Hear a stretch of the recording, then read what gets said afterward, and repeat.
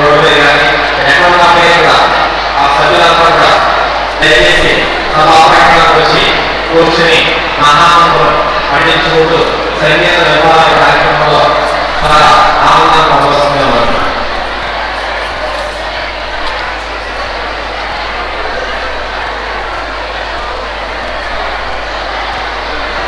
ఇప్పుడు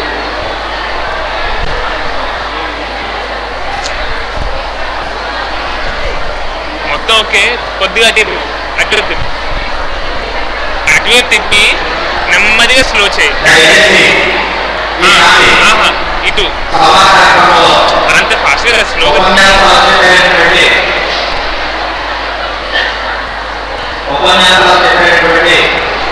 ఇంకా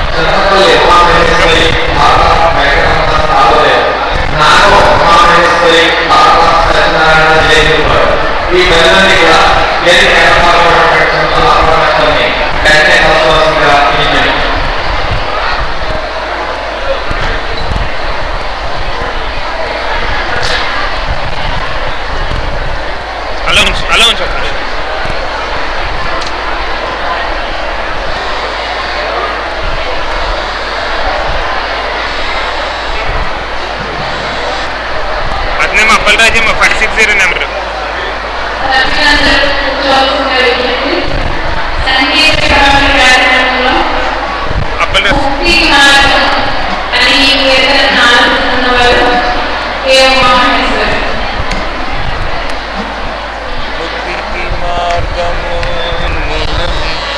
అరే చేస్తున్నాడు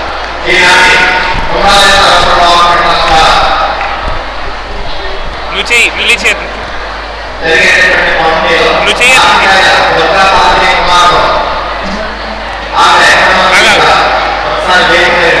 అలా ఉంచు అలా ఉంచు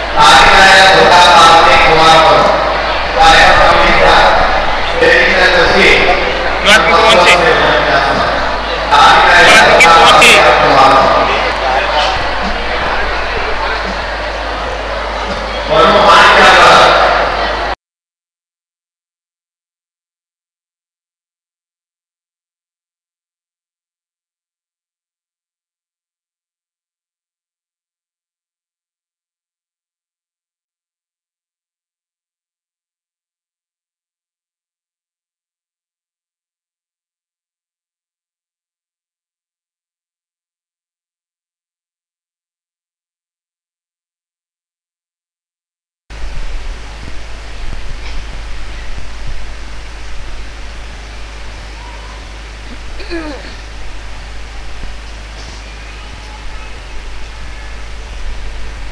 ప్రార్థన.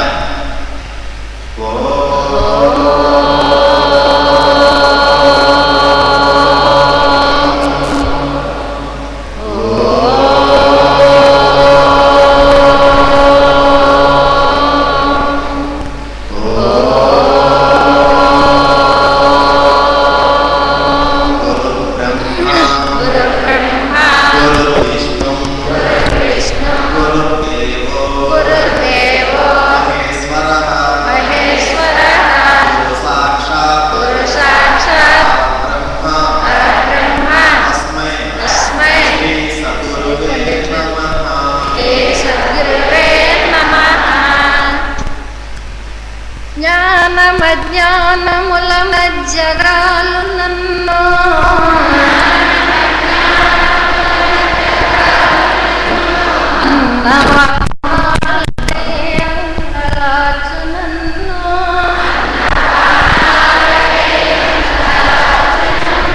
బహుళతా పత్తలంబుల వడయు నన్ను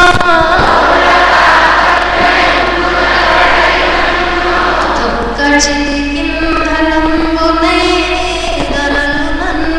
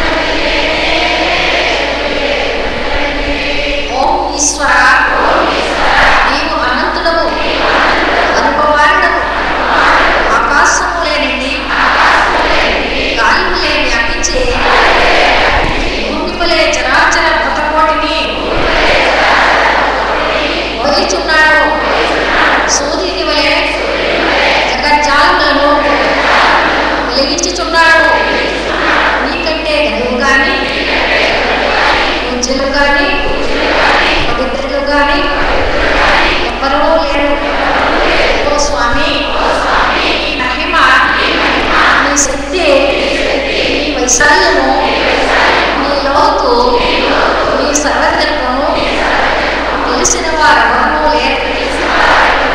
నీవు సృష్టి స్థితి లయములకు మూలమై జ్ఞాన అజ్ఞానములు కలిగిలేములు ఘనాధికములు బంధమోక్షములకు అతీతమైన నీ నిజ తేజము మానవ జమకోటికి ఆధారభూతమై ప్రకాశించుతుంది. ఓ స్వామి, నిన్ను నమ్మిన వారు నశించరు, నిన్ను ధ్యానించు వారికి దుఃఖములు లేవు, నిన్ను మనస్సులో ఉంచు వారికి భయం లేదు. మేము పామరులము, దీనులము, నీవే నిత్యత పేరున భక్తులము. మా భారము కన్నదారులే నీపై వేసుకుని మమ్ము భయలేందును, పాపములేందును, హింసలేందును కొనియగా నీత ప్రతిపాదకమైన మహావిశ్వమునందు సర్వదా నిలిపి నీ దయను సర్వచేతనముగా నన్ను పునరుద్ధరించి మా కష్టములను తీర్చి మా అజ్ఞానమనే చీకటిని తొలగించి మా పొరపాట్ల నుంచి మా అన్ని విధాలా కాపాడి సంరక్షించు తండ్రి. నీవు కరుణాళుడవు, దయాళుడవు, దీనరక్షకుడవు, దేవాది దేవుడవు, సచ్చిదానంద స్వరూపుడవు, ఈశ్వరుడవు. నీకు మా నమస్సులు కూడాగాక. నమస్తే నమస్తే నమస్తే నమః. సహస్రశీర్షం దేవం విశ్వాసం విశ్వసంభవం విశ్వం విశ్వేశా సద్గురుం దేవమక్షరం పరమం పదం విశ్వవ్యాపరమా నిత్యం విశ్వం విశ్వేశా సద్గురుం హరిం విశ్వమేవేదం పురుషః సద్విశ్వముపజీవతి పఠన్ విశ్వస్యాత్మే సర్వం శాస్త్రగం స్వవర్జితం విశ్వేశా సద్గురుమహాజ్ఞేయం విశ్వాత్మానం పరాయణం విశ్వేశా సద్గురువరజ్యోతిరాత్మా విశ్వేశా సద్గురుపరః విశ్వేశా సద్గురుపరం బ్రహ్మతత్వం విశ్వేశా సద్గురుపరః విశ్వేశా సద్గురుపరోధ్యాత్మధ్యానం విశ్వేశా సద్గురుపరః జగత్ సర్వం దృశ్యతే శ్రూయతే పిబా అంతర్బహిర్జగత్ సర్వం వ్యాప్యం విశ్వేశా సద్గురుస్థితః తమంతమవ్యయం కవియం సముద్రయంతం విశ్వసంభవం పద్మకోశప్రతీకాశనహృదయం చక్యతోముఖః అదో నిత్యావిడస్యాంతేనాభ్యాముపరితిష్టతే స్వరమాలాపురం భాతే విశ్వస్యాయతనం మహతో సంతరం శిలావిస్తరం భక్త్యా కోశసన్నిభం తస్యాంతే సుసర్గం సూక్ష్మం తస్మిన్ సర్వం ప్రతిష్ఠితం తస్య మధ్యే మహాశక్తిర్విశ్వాచర్విశ్వతోముఖః స్తోత్రభుగ్యభజంతిస్తన్నాహారమచరకవిః తీర్యో ప్రమదస్సాయైరస్మైస్తస్య సందనః సంద్రావేతి స్వందేహమాభారతనమస్తకః తస్య మధ్యే వైశిఖా అణియోర్వ్యవస్థితః ఏన తోయనమధ్యస్తద్విజ్జుల్లేతేన భాస్వరః నీవారశోకవర్తన్మే వేదాభాస్వచ్ఛనోపమా తస్య శిఖాయా మధ్యే శ్రీ విశ్వేశా సద్గురువ్యవస్థితః ఓం స్వబ్రహ్మ ఓం సశివ ఓం సహైచేంద్ర శ్రీ విశ్వేశా సద్గురు పరబ్రహ్మణోక్షరం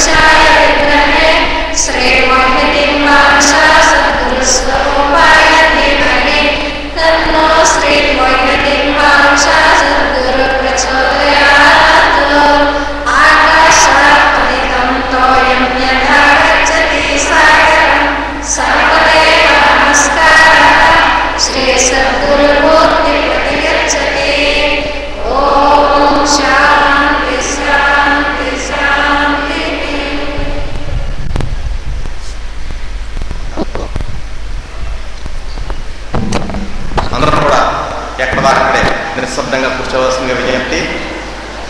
సెల్ ఫోన్స్ అందరూ కూడా స్విచ్ ఆఫ్ చేసుకోవాల్సిందిగా విజ్ఞప్తి చేస్తాం.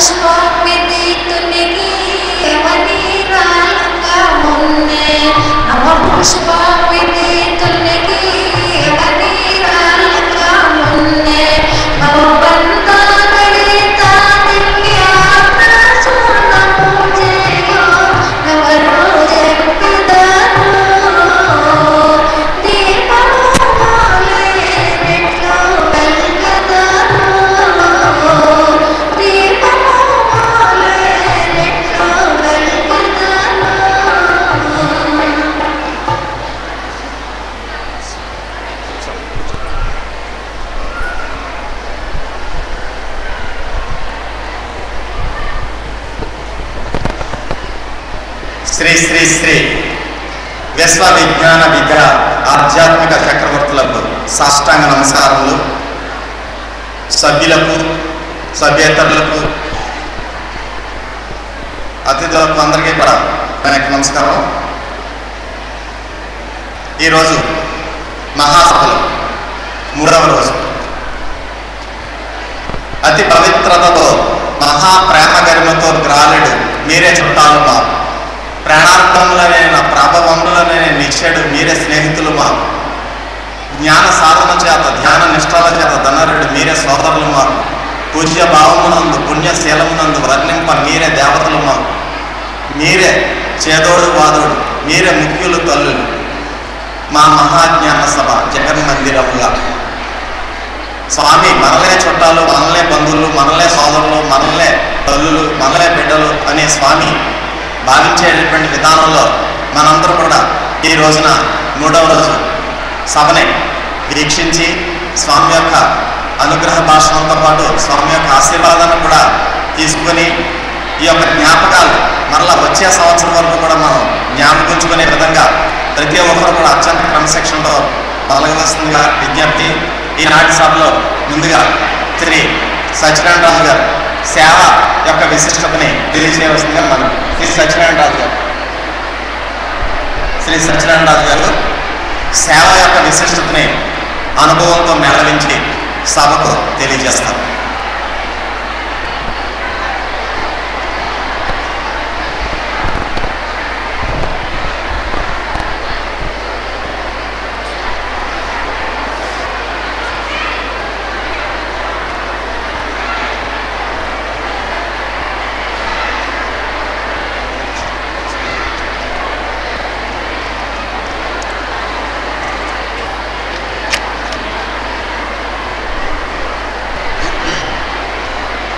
గురుదేవుల దివ్య చరణాలనందమునకు త్రిసంధ్యావందనము. Service to God is service to man. మానవ సేవే మాధవ సేవ. మానవుడు మాధవ సమానుడు, మానవుడే మాధవుడు. త్రిమూర్తులకి మించినటువంటి వాడు గురువు. గురువు ఇది సుప్రీం, ఆయన మించిన వాడు మరొకడు లేడు. అటువంటి గురువును తేజోరాశిగా మారిన గురువు సద్గురువు ధరించినప్పుడు మనకు పరమాత్మ అనుభవం సిద్ధించును. ఆ గురువుని మనం సేవ ఏ విధంగా చేసుకోవాలంటే నిత్య దైనందిన జీవితంలో మన లోపలే ఆ గురువు ఉన్నాడు. ఈ దేహమే పరమాత్మను భావించే మనం అందరినీ కూడా అందరిలో దేవుడు ఉన్నాడు, వారందరినీ కూడా మనం దైవ సమానంగా భావించాలి అనేటటువంటి భావాన్ని కలిగించేవాడు గురువు. ఆ విధంగా మనం ఏ విధమైన తారతమ్య భేదాలు లేకుండా తనతో పాటు శిష్యులందరినీ కూడా సమానంగా భావించి సమాన దూరాన్ని పాటించాలి. We have to maintain equal distance between one and all. ఈ సమాన దూరాన్ని పాటించేటటువంటి సద్గుణ సంపన్నుడు మన గురువు గారు.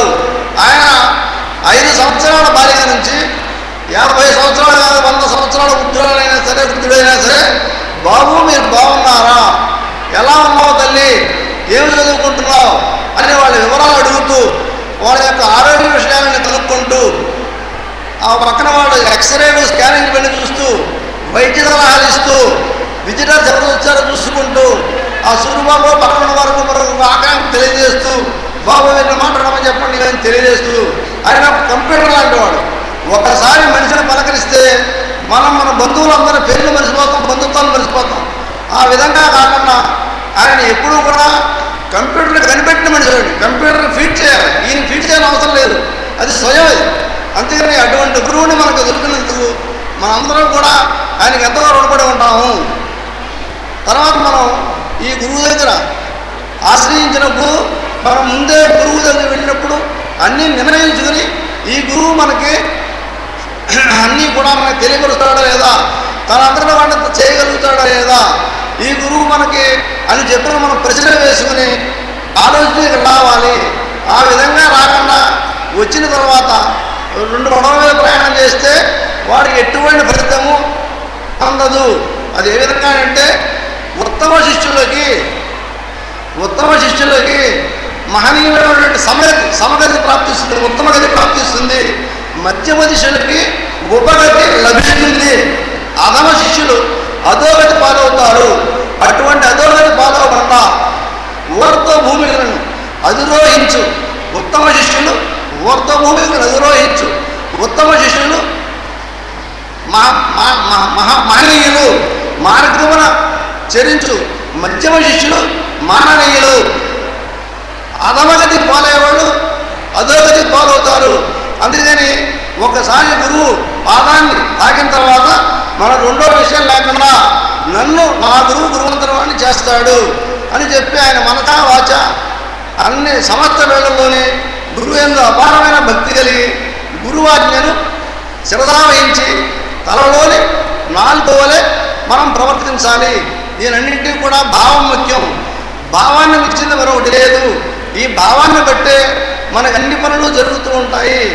ఈ భావం మన శక్తివంతమైన భావన భూమిక ఈ మనస్సును మనం వదిలివచ్చుకొని దేహానికి ఆత్మకు అనుసంధానమైనటువంటి మనస్సుని వదిలిపరుచుకొని ఉత్కృష్టమైనటువంటి ఈ దుర్లభమైనటువంటి ఈ జన్మని సాధన చేసుకోవాలంటే మనం సన్మంత్రం పాటించాలి. ఆయన ఇచ్చినటువంటి మంత్రాన్ని ప్రతి దినం కూడా వేలకు వేలు సార్లు మనం నిజ దైనందిన జీవితంలో శాశ్వతం పాటు కూడా దాన్ని లయం చేయాలి. ఆ విధంగా మనం ముందుకు సాగాలి. ఈ విధంగా ఉంటే మనం సేవ ఏ విధంగా చేసిన పూర్వ భాషగా ఉండాలి. ఈ రామచంద్ర బాబుకే పూర్వ భాష అనేది. ఎవరు కనిపించినా నమస్కారం బాబు, నేను ఫలానా వ్యక్తిని, రామచంద్రుణ్ణి, దశరథ పుత్రుణ్ణి అని నమస్కారం పెడితే బాబు నీకు రామారావుని మన దేవరం కురుపకూరని చెబుతాడు. అందుకని అడక్కగానే వాళ్ళు చిరునామా తెలుసుకోవాలండి. మన అందరితో సమాన దూరాలను పాటించాలి. వాడు పెడితేనే మనం నమస్కారం పెట్టాలంటే ఆలోచన మనకు కలగకూడదు. Respect can be commanded, it must be earned. మనను మనకే సంపాదించుకోవాలి. హావభావములు చెప్తున్నాయి కదా, మనిషిని గుణశీలములు, మేనర్స్ రివీల్స్ క్యారెక్టర్. ఆ విధంగా మనిషి యొక్క హావభావాల వల్లే అతని యొక్క ప్రవర్తన తెలుస్తుంది. తర్వాత మన అనుభవానికి వస్తే 2005 నవంబర్ 30 రిటైర్ అయ్యారు. అప్పుడు గురుగారు హైదరాబాద్ వచ్చినప్పుడు సత్యనారాయణరాజు గారు మీకు రిటైర్మెంట్ అయిపోయింది, కానీ ఉద్యోగం ఇక నుంచి నా దగ్గరే, ఈ శాస్త్ర జీవితంలో మీ ఉద్యోగం నా దగ్గరే, నేను కోరు పంపిస్తాను మీరు రావాలి అని చెప్పడం జరిగింది. అలాగే బాగున్నాను. తర్వాత కాలంలో పిలిచారు, వస్తే ఇక్కడ వచ్చా. వచ్చినప్పటి నుంచి ఆయన ఏ సేవ చెబితే ఆ సేవ చేసుకుంటూ మనం ఇక్కడ ఉంటే కనుక మనకి ఎటువంటి ఫలితాలు అందిస్తుందంటే, ఇటీవల జరిగిన ఉదాహరణ కూడా చెప్తా. ఇక్కడ మట్టి పూడిక జరిగినప్పుడు లారీలు వేలకు వేల లారీలు మట్టి పూడ్చినప్పుడు రోజుకి ఆయన ఆశీర్వాద బలం వల్ల 15 గంటల నుంచి 18 గంటల వరకు రోజు ఇక్కడ పనిచేసేవాళ్ళం. ఏ విధంగా ఆలోచన కానీ మరోడు కానీ దాహం తప్పి కానీ నిద్రపోయిందని కానీ ఇంకోటి కానీ బాధ ఉండేది కాదు. నా మోటార్ సైకిల్ మీద ఈ ప్రాంతాన్ని వెళ్తుంటే రివర్స్ గేర్లో లారీ వచ్చి మేము ఇద్దరు పడిపోయాను, దూకేసాం. మా వెనకాల ఇంకో మనిషి ఉన్నాడు పెద్దగా, దూకేస్తే లారీ టైర్ల మీద వెళ్ళిపోయింది. లారీకి ఒక ఊచ కూడా విరగల. బయటపడి 2 రోజులు పెట్టేసి తర్వాత రిపేర్కి తీసుకెళ్తే ఏమీ లేదు, దానికి ఓవరాలింగ్ వేయించేసాడు. అలాగా ఆయన ఎప్పుడు కూడా ఎల్లవేళ కాపాడుతూ ఉంటాడు. అలాగే ఒక టైంలో డిప్రెషన్కి గురైతే నన్ను కాపాడి దగ్గర కూర్చోబెట్టుకుని, బాబు మీ బాధ్యతలు మీకు అయిపోయింది, మీరు ఎటువంటి డిప్రెషన్ గురి కావాల్సిన అవసరం లేదు, మీ జన్మరాహిత్యం మీదే, మీ ముక్తి మీదే, మీ ఆనందం మీదే, మీరు చేయవలసిన బాధ్యతలు మీరు చేశారు అని చెప్పి జీవన్ముక్తి అంటే ఏంటో, ముక్తి అంటే ఏంటో, ఏ విధంగా ఉంటుందో అది ఈ విధంగా గురువు సేవ చేసుకుంటే మీ కులం ధన్యమవుతుంది, మీ గోత్రం ధన్యమవుతుంది, మీ తల్లిదండ్రులు ధన్యులవుతారు. కాబట్టి మీరు భయపడకుండా ఉండండి అని చెప్పి వెన్ను తట్టిన వ్యక్తి మళ్ళీ వాళ్ళ బ్రతికి పట్టగట్టారు. తర్వాత ఈ మధ్యన యాత్రలు కానీ అవకాశం అందజేశారు. బాబు సత్యనారాయణ గారు ఆయన అమెరికాలో వచ్చిన కొత్తలో ఒక సంవత్సరం క్రితం మీరు ఏమన్నా యాత్రలు చేశారా, యాత్రలు వెళ్తారా అని అవకాశం అందజేశారు. వెళ్ళాం, యాత్ర వెళ్ళొచ్చాం. ప్రతి యాత్ర కూడా ఈ దేవుడా ప్రతి దాంట్లో కనిపించేవారు. ప్రతీది లోయలు పడతాయి. 6 యాత్రలు, ప్రతీది లోయలు పడతాయి. ప్రతీది శేషుడికి వచ్చి కొత్త ప్రదేశంలో రిసీవ్ చేసుకునేటటువంటి ఆ ఘనతని ఆయన కలగజేశారు. దేవుడి గుడిలో కూడా, దేవుడి గుడికి వెళ్తే ప్రథమ దర్శనం మాదే. వాళ్ళు వచ్చి మరి ఆయన్ని మరి ఇందో చూసేవారు ఏంటో, వాళ్ళే ఆయన దర్శనం చేసుకునేవారు. గర్భంలో తీసుకెళ్ళి అరగంట కూర్చోబెట్టి ఆ విధంగా అన్ని యాత్రలు చాలా సఫలీకృతమైనవి. ఆ సందర్భంగా 6 యాత్రలు అయిన తర్వాత ప్రతి యాత్ర సక్సెస్గా అయ్యారా, బాగా జరిగిందా బాబు అనేది, బాగా జరిగింది బాబు, నెక్స్ట్ యాత్ర రెండు పలానా చోట. ఆఖరి యాత్రకి ఏం అడగకుండా సత్యనారాయణ గారు యాత్రలు అయిపోయినాయి బాబు అంటే అయిపోయినా అన్నారు. ప్రసాదం ఇచ్చారు, వచ్చేసారు. పూర్వపీఠాదులు సమాధానం నమస్కారం చేసుకున్నాను. నమస్కారం చేసి నా రూమ్ పైకి వెళ్ళే టైంకి నేను నిర్ణయం చేసేసుకున్నాను. అయిపోయినాయి అన్నారంటే అయిపోయినాయి. అప్పటికి 3 కాశీ, రామేశ్వరం, తిరుపతి 3 రిజర్వేషన్ అయిపోయినాయి. అన్ని 9 నెంబర్లు భర్తలే. ఆయన 9వ వాడు నవమపీఠాలు. ఈ 9 భర్తలకి ఏమీ ఒక నిమిషం ఆలోచించకుండా శుక్రవారం ఉదయం వెళ్ళి మొత్తం 3 క్యాన్సిల్ చేసుకుంటే బంధువులు ఏమయ్యా గురుగారు అడగలేకపోయావా, ఎవడు రామేశ్వరం ఇచ్చాడు, రిజర్వేషన్ అయిపోయింది కదా, ఇల్లు వస్తాను బాబు అంటే వెళ్ళమనేవారు కదా, నువ్వు ఇంటికి కాపీ చేసావు అని చెప్పారు. అడిగారు. అలా కాదులే అమ్మ, ఇదిలే, దీంట్లో చాలా రహస్యం ఉందని చెప్పి దాన్ని ఆయన ద్వారానే నేను రూఢిపరుచుకున్నాను.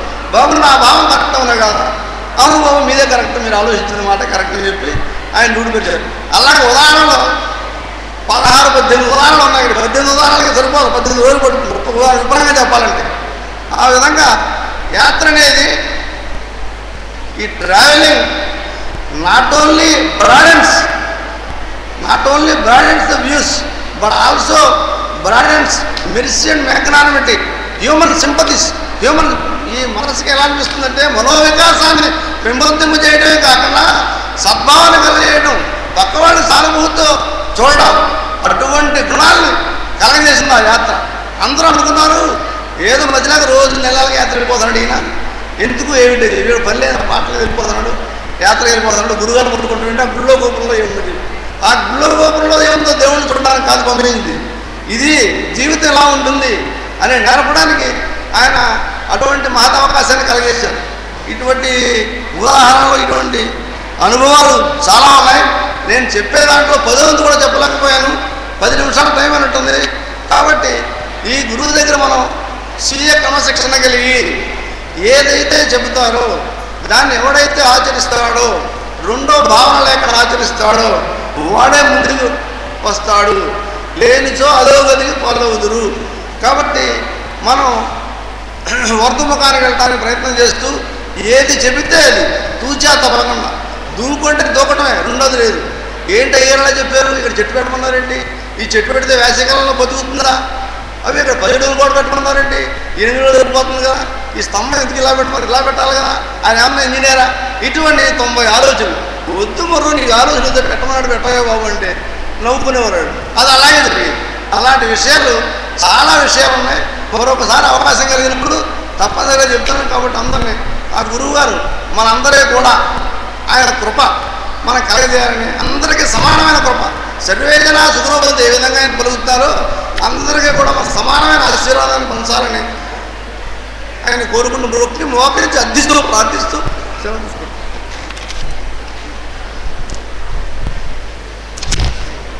శ్రీ సత్యనారాయణ రాజు గారు సేవధార సద్గురువు యొక్క హృదయంలో స్థానం సంపాదించుకొని మన యొక్క జీవితం సుఖ సంతోషాలతో గడపవచ్చని చెప్పడమే కాకుండా స్వీయ క్రమశిక్షణ లేకపోయినట్లయితే అధోగతి పాలవుతామని చెప్పి వారి యొక్క స్వానుభవంలో డిప్రెషన్కి గురైనప్పుడు స్వామి ఏ విధంగా రక్షించారనేటువంటి అనుభవాన్ని చక్కగా వివరించారు. వారి సప్తర్మ కృతజ్ఞతలు. ఇప్పుడు శ్రీ గరిమెళ్ల వెంకటరమణ సిద్ధాంత గారిని సభకు పరిచయం చేయాల్సిందిగా సాయి గారిని కోరుకుంటున్నాం. సభాయన పశ్చిమ గోదావరి జిల్లా తాడేపల్లిగూడెం మండలం వీరంపాలెం గ్రామ నివాసైన శ్రీ గరిమెళ్ల వెంకటరమణ శాస్త్రి గారు బాల త్రిపుర సుందరి విజ్ఞాన విద్య ఆధ్యాత్మిక పీఠాన్ని స్థాపించినటువంటి వ్యవస్థాపకులు.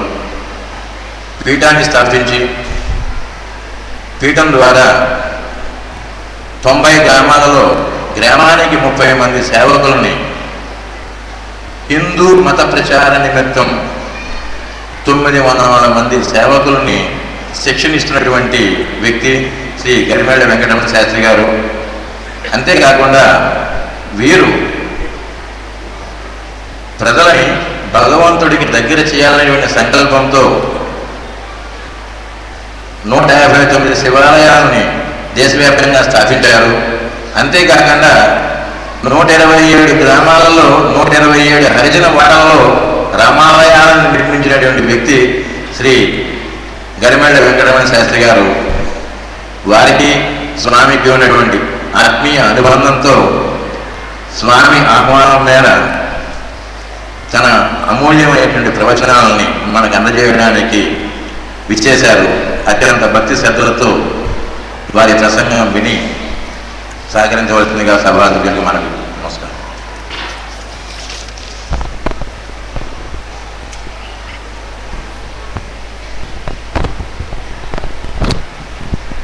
సభాయ నమః.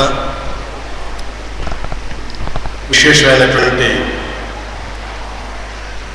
దివ్య ప్రకాశవంతమైనటువంటి ఆధ్యాత్మిక సేవాక్షేత్రం సద్గురువుల యొక్క చరణ సన్నిధానం భగవంతుడికి అత్యంత ఇష్టకరమైనటువంటి ప్రాతకాల సమయం. దైవతత్వం ఎంతసేపు విన్నా ఎన్ని సంవత్సరాలు స్మరించిన ఆనందం అనంతమైనటువంటిది. రావణ బ్రహ్మ 10,000 సంవత్సరాలు తపస్సు చేశాడు అంటే ఆ భగవత్ సంకీర్తనలోనూ ఆ స్మరణలోనూ అంత శక్తి ఉండబట్టే 10,000 సంవత్సరాలు 10 నిమిషాలుగా ఆ బ్రహ్మ గడపగలిగాడు. భగవంతుడు ఏం కోరుకుంటున్నాడు, సద్గురువులు ఏం కోరుకుంటున్నారు, మనం ఏం కోరుకుంటున్నాం? ఈ మూడింటిని కూడా ముగ్గురిని ఆలోచించినట్లయితే భగవంతుడు ఆశించినటువంటి వ్యక్తిగా మనం మారగలుగుతున్నామా? గురువు కోరుకునేటువంటి వ్యక్తిగా మనం తీర్చిదిద్దబడగలుగుతున్నామా? మన విగ్రహాన్ని మనమే చెప్పుకుంటున్నాం. కొన్ని ప్రాంగణాల్లో తనని తాను చెప్పుతున్నట్టుగా కొన్ని బొమ్మలు వేస్తారు. ఈ బొమ్మ సరిగ్గా ఉందో లేదో నిర్దేశించేటువంటి వారు సద్గురువులు. కనుక మన విధానాన్ని మనం రాసుకుంటున్నాం, మన కర్మని మనమే రాసుకుంటున్నాం, మన జీవితాన్ని మనమే సంస్కరించుకుంటున్నాం. మరి భగవంతుడు ఏం చూస్తున్నాడు? దేవాలయాలకు పెడుతున్నాం, ధ్వజస్తంభం దగ్గర మొదలు పెడుతున్నాం. స్వామి నాకు అవి కావాలి, నాకు ఇవి కావాలి, పిల్లలు ఆరోగ్యవంతంగా ఉండాలి, మంచి ఉద్యోగం కావాలి, మేము చాలా గొప్పవాళ్ళు అవ్వాలి, మట్టి ముట్టుకుంటే బంగారం అవ్వాలి, అందరికంటే అధికంగా ఉండాలి. భగవంతుడి ముందే మనం ఒక యాచకుడిగా మారిపోతున్నాం, ఒక అడుక్కునేవాడిగా. భగవంతుడు అంటూ కనపడితే మన కోరిక ఏకలో పెట్టడమే తప్ప అసలు దైవానికి ఏం కావాలి అనేటువంటిది, ఏ రకంగా ఉంటే దైవానికి ఇష్టం అనే విషయం మనం ఒక్కనాడు కూడా ఆలోచించలేకపోతున్నాం. ఇదంతా వల్లే మనకు సంబంధించే మనం చెబుతున్నాం. ఆయనకి ఎలా ఉంటే ఇష్టమో మనం ఏనాడు ఆలోచించట్లేదు.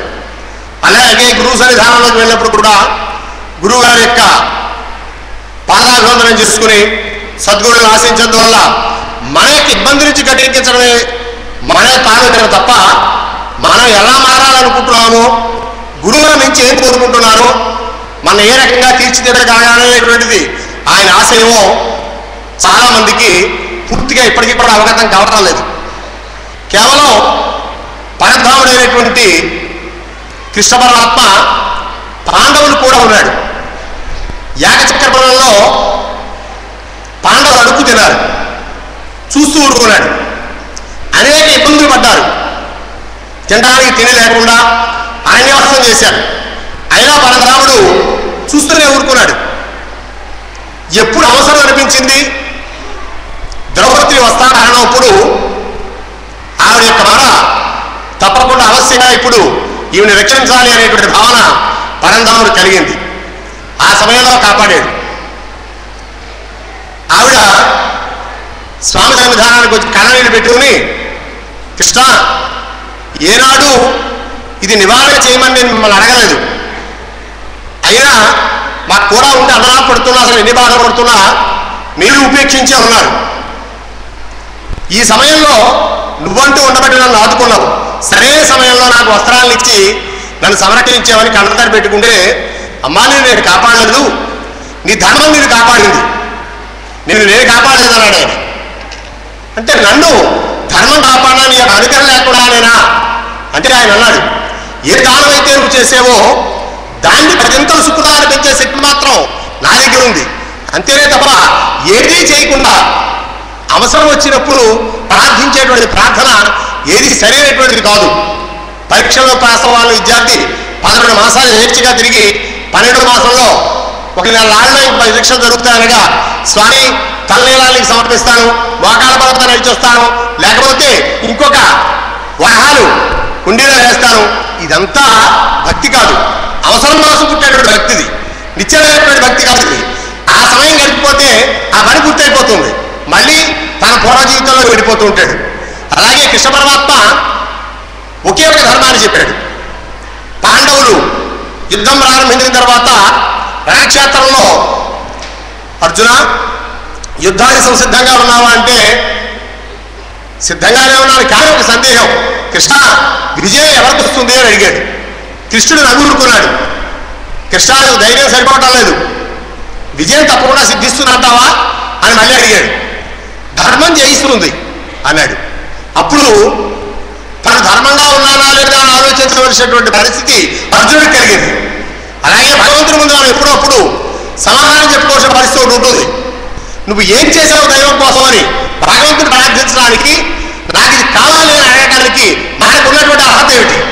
ఒక రామదాసు ఒక ఆలయాన్ని కట్టించాడు. ఆయన చెరసాల్లో పెట్టినప్పుడల్లా చాలా బాధపడి ఆయన దెబ్బలు కొడితే రామాయణ చేస్తూ ఉండేవాడు. ఆయన ఆఖరిని సహనం తగ్గిపోయి అడిగాడు, ఇన్ని చేసే నీ కోసం నన్ను నీ చెర నుంచి బయటపడేలేవా అని అడిగాడు. ఆయన అడిగితే రామచంద్రమూర్తి సీతామాత కూడా అడుగుతుంది, అంత బాధపడుతుంటే స్వామి ఈ సమయంలో మీరు ఉపేక్షించి ఊరుకున్నారా, నిరుపరంగా ఉన్నారు ఏమిటని. వాడు నా భక్తులు అవడం చేత రామ అన్నప్పుడు ఆయన దెబ్బలు కొట్టినప్పుడు ఇదిగో సగం దెబ్బలు నేనే తినాలన్నాడు ఆయన. రామచంద్రమూర్తి దగ్గర ఇవన్నీ. మరి భక్తుడిగా మేము మారిన క్రితం మాకు ఇబ్బందులు ఉండేవి కాదండి, నేను ఆధ్యాత్మికవాదిగా మారిన తర్వాత ఎక్కడెక్కడ లేని కష్టాలు నన్ను వెతుకుంటూ వచ్చేస్తున్నాయి, ఎన్నో బాధలు పడుతున్నాను. గురువుగారి దగ్గర వెళ్ళిన తర్వాత కొన్ని పరిష్కారమైన ఇంకా కొన్ని ఉండిపోయి, మరి ఇవన్నీ ఎప్పటికి పరిష్కారం అవుతాయో, భక్తిగా ఎన్ని చెప్తే అన్ని చేస్తున్నాను, అయినా వదిలిపెట్టడం లేదు. భగవతత్వంలో ఒక రహస్యం ఉంది. అది ఏమిటి అంటే, జ్ఞానిగా మారినంతసేపు కర్మల్ని పరమాత్ముడు నివారణ చేయడు, వాడిని పరీక్షిస్తాడు.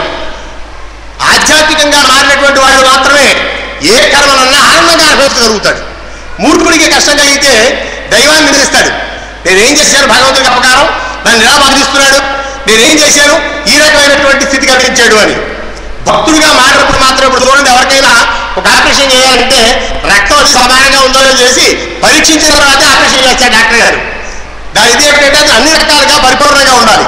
అలాగే కర్మ అనేటువంటిది పూర్వజన్మ నుంచి వచ్చింది, దాన్ని అనుభవించాలంటే చంచలమైన మనసుతో ఉన్నటువంటి వాడు అనుభవించలేడు. అందువల్ల మానసికంగా ఎక్కడో ఒక దైవానికి భక్తుడిగా మారినప్పుడు మాత్రమే పరమాత్ముడు కూడా ఆ కర్మను అనుభవించేటువంటి పరిస్థితి కల్పిస్తూ ఉంటాడు. దైవంలో ఉండే గొప్ప లక్షణం ఏమిటి అంటే, ఏ బాధలను అనుభవించాలి అంటే దైవం యొక్క అనుగ్రహం మనలో దొరకడం. చాలా మంది ఈ తత్వాన్ని తెలియక, నేను భక్తుడిగా మారిన జరిగి హేతువాదిగా ఉండేవాడిని, అలా అంతా బాగానే ఉండేది, ఇది వరకు అసలు దేవుడు దండం పెట్టేవాడిని కాదు, అవే బాగానే ఉండేది, నేను ఆధ్యాత్మికంలోకి వచ్చిన తర్వాత ఈ కష్టాలన్నీ నన్ను ఏరుకుంటూ వస్తున్నాయి అని కొంతమంది అపోహపడుతూ ఉంటారు. ఇది కేవలం అపోహ మాత్రమే. ఎందువల్ల అంటే జ్ఞాని మాత్రమే దేనైనా ఆనందంగా అనుభవించగలరు. ఈవేళ నిన్నే వచ్చాను కుంభమేళా నుంచి, నేను సుమారు 3 కోట్ల మంది పుణ్యస్థానానికి వచ్చారు. అఘోరీలు, నాగసాధువులు, జ్ఞానులు, కాపాలికులు, భైరవులు, అనేక మంది జిజ్ఞాసువులు, యోగులు, వీళ్ళందరికీ వేదిక అక్కడ. ఒక ఆయన పాము కోలికి మేకులు కొట్టుకు తిరుగుతూ ఉంటాడు, ఒక ఆయన గడ్డానికి రథానికి అడుగు లాగొస్తూ ఉంటాడు, ఇంకొక స్వామి హృదయంలోంచి వెన్నులోకి ఊత దింపుకుని ఇలా పర్వతాన్ని వేలాడుతూ వస్తూ ఉంటాడు. ఆయన రకరకాల ఎత్తులు, ఇవన్నీ భగవంతుణ్ణి మెప్పించి పొందినటువంటివి. మరి గురువుగా సద్గురువు ఆశించే దేవుడిది. మరి దీని నుంచి ఏం కోరుకుంటున్నారు వారు? ఏ వ్యక్తి అయినా ఏ రకంగా మారాలి అని గురువు యొక్క ఆలోచన.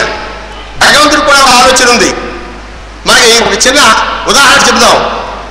ఒక యాచకుడు, ఒక అడుక్కునేటువంటి వాడు మన ఇంటికి వచ్చాడు.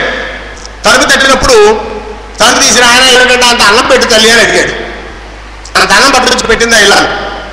కట్టుకోవడానికి ఏం లేదమ్మా, ఒక వస్త్రం ఏదైనా ఇప్పించు తల్లి అని అడిగాడు. ఇంట్లోకి వెళ్ళి బట్ట పట్టుకొచ్చి ఇచ్చింది. అమ్మాయి అన్నంలోకి తినడానికి ఇంకే రకమైనటువంటి ఇవి లేవు, కొంచెం పచ్చడి ఉంటే వేయమ్మా అన్నాడు. అది కూడా పట్టుకొచ్చి వేసింది.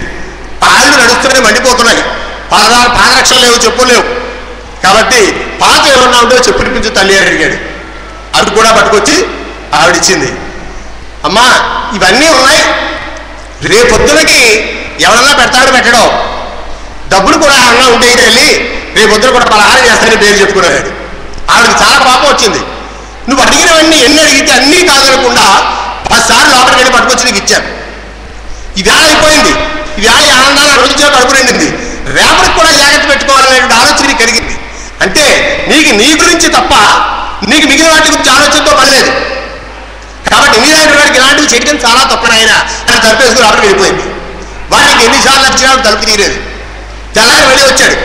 అది లోపల నుంచి చెప్తోంది, వాడికి పనే లేదు, ఆయన కనపడ్డామంటే అవి కావాలి ఇది కావాలి, ఇది అడగడమే మరి వాడికి. ఎన్ని ఇచ్చినా వాడికి సంతృప్తి లేదు, వాడు మారడు. పోనీ రేపటి భోజనం ఉంది కదా అని ఆనందంగా దైవ సేవ చేయడు, నిత్యనైనా బతకడు, రేపటి గురించి ఆలోచనతోనే బతుకుతాడు. మళ్ళీ ఇలాంటివి ఎక్కడ దొరుకుతుందని. కాబట్టి వాడి గురించి తలుపు తీయొద్దు అని చెప్పింది ఆవిడ. ఇదే భగవంతుని యొక్క నీతి కూడా. మనకి ఎంతవరకు అవసరమో, ఎంతవరకు దాని వల్ల మనకు ఉపయోగమో పరమాత్మ అడగకుండానే అన్నీ చేస్తున్నాడు. కానీ ఆశ అనేటువంటిది నిమిడి పెట్టిపోయింది, స్థాయి దాటిపోయింది. ఇంకా దేవాలయాలు అంటూ ఉంటే, గురువు అంటూ ఉంటే కేవలం మన అవసరాలు తీర్చడం కోసం, మన కుటుంబం కోసం, మన కోసమే తప్ప ఇంకా ఏది కాదు అనేటువంటి భావన కలిగినప్పుడు భగవంతుడు ఏ రకంగా మన అనుగ్రహించగలుగుతాడు, సద్గురువులు కూడా ఏ రకంగా అనుగ్రహించగలుగుతారు. కర్మని వెంటబెట్టి పుట్టినటువంటి మనం ఏదో ఒక భావం చేత ఈ కర్మ ఈ జన్మలోనే నివారణ చేసి సద్గతి మీద కల్పించాలి అనేటువంటిది గురువు యొక్క ఆలోచన. కానీ ప్రతి చిన్న ఇబ్బందికి మనం భగవంతుడి దగ్గరికో గురువు దగ్గరికో వెళ్ళి ఈ నిమిషంలో ఈ గొడవ చేసుకుందాం, ఈ బాధ తీరిపోతే అబ్బాయికి ఈ సంవత్సరం 96% పరీక్షలు ఉత్తీర్ణ అయిపోయారా స్వామి ఆశీస్సులు తీసుకుంటే వచ్చే సంవత్సరం మళ్ళీ రావచ్చు. ఎంతసేపు మన గురించి మన యొక్క జీవితం గురించే తప్ప పరమాత్మ తత్వం గురించి కానీ మనలో మార్పు గురించి కానీ మనం ఎక్కువగా ఆలోచించలేకపోతున్నాం. దీనికి మూలం ఏమిటి?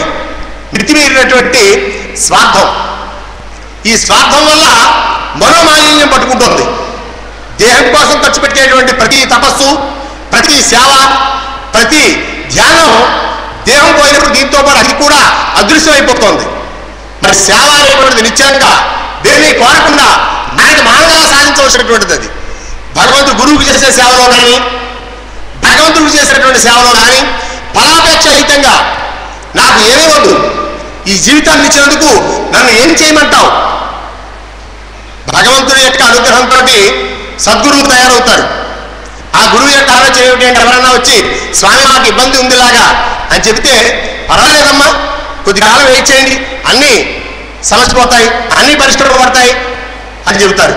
ఎందుకంటే కాలం లేదే ఇదే విషయం అర్జునుడు అడిగాడు, దధీచి మహర్షి అడిగాడు, విశ్వామిత్రుడు అడిగాడు, అనేక మంది అడిగారు పరంధాముని. కొంతకాలం ఎదురు చూడు, నేను ఎదురు చూడాలా ఆయన కృష్ణ పరమాత్మ ఎవరి కోసం ఎదురు చూశాడు? జరాసంధుడి యొక్క మరణం కోసం. వాడు దుర్మార్గుడు కనుక 16 సార్లు జరాసంధుడి చేతిలో ఓడిపోయాడు కృష్ణుడు. ఈ దుర్మార్గుడు బాగా పట్టం కంటే సమయం వచ్చే వరకు నిరీక్షించడం మంచిది అనుకుని అజ్ఞాతవాసంలోకి వెళ్ళిపోయాడు ముందు అక్కడ. అలాంటిది పరంధాముడు అంతటి వాడు వ్యక్తుల్ని మాట్లాడడం కోసం సమయం కోసం నిరీక్షించినప్పుడు మనం కూడా సమయం కోసం నిరీక్షించడంలో తప్పేం లేదు.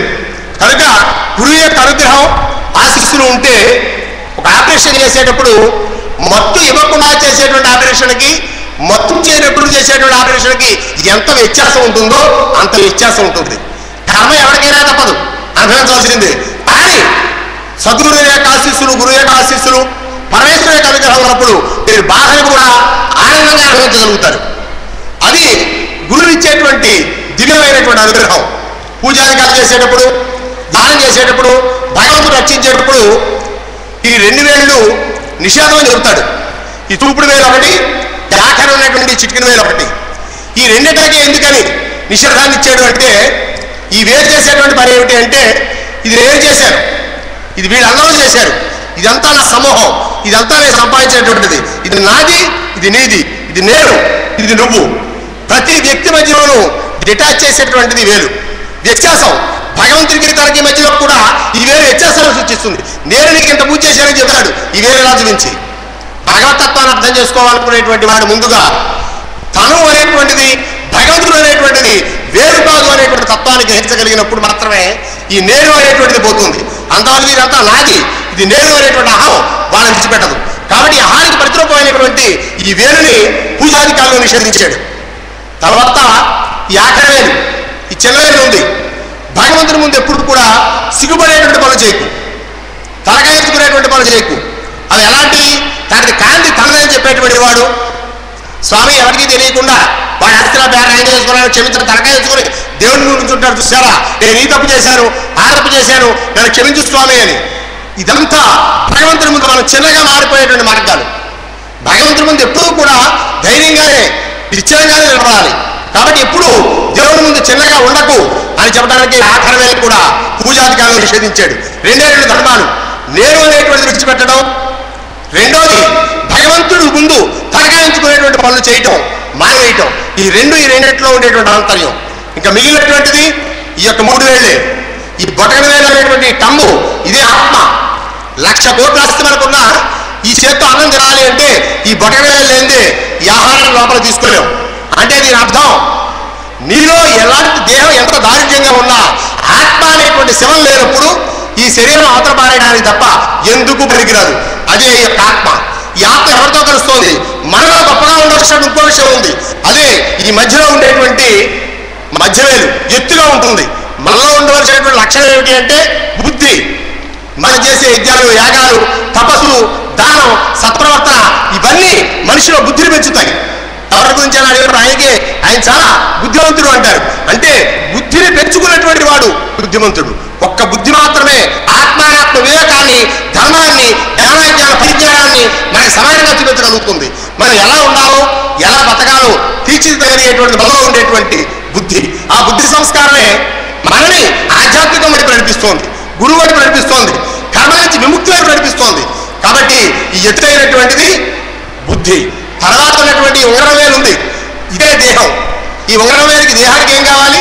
భోగభాగ్యాలు కావాలి, ఉంగరాలు కావాలి, వడ్డాలు కావాలి, వజ్రాలు పెరిగాదు, ఆభరణాలన్నీ కావాలి, చక్కటి పాత్రలు కావాలి. ఇవన్నీ ఎవరు కోరుకుంటున్నారు?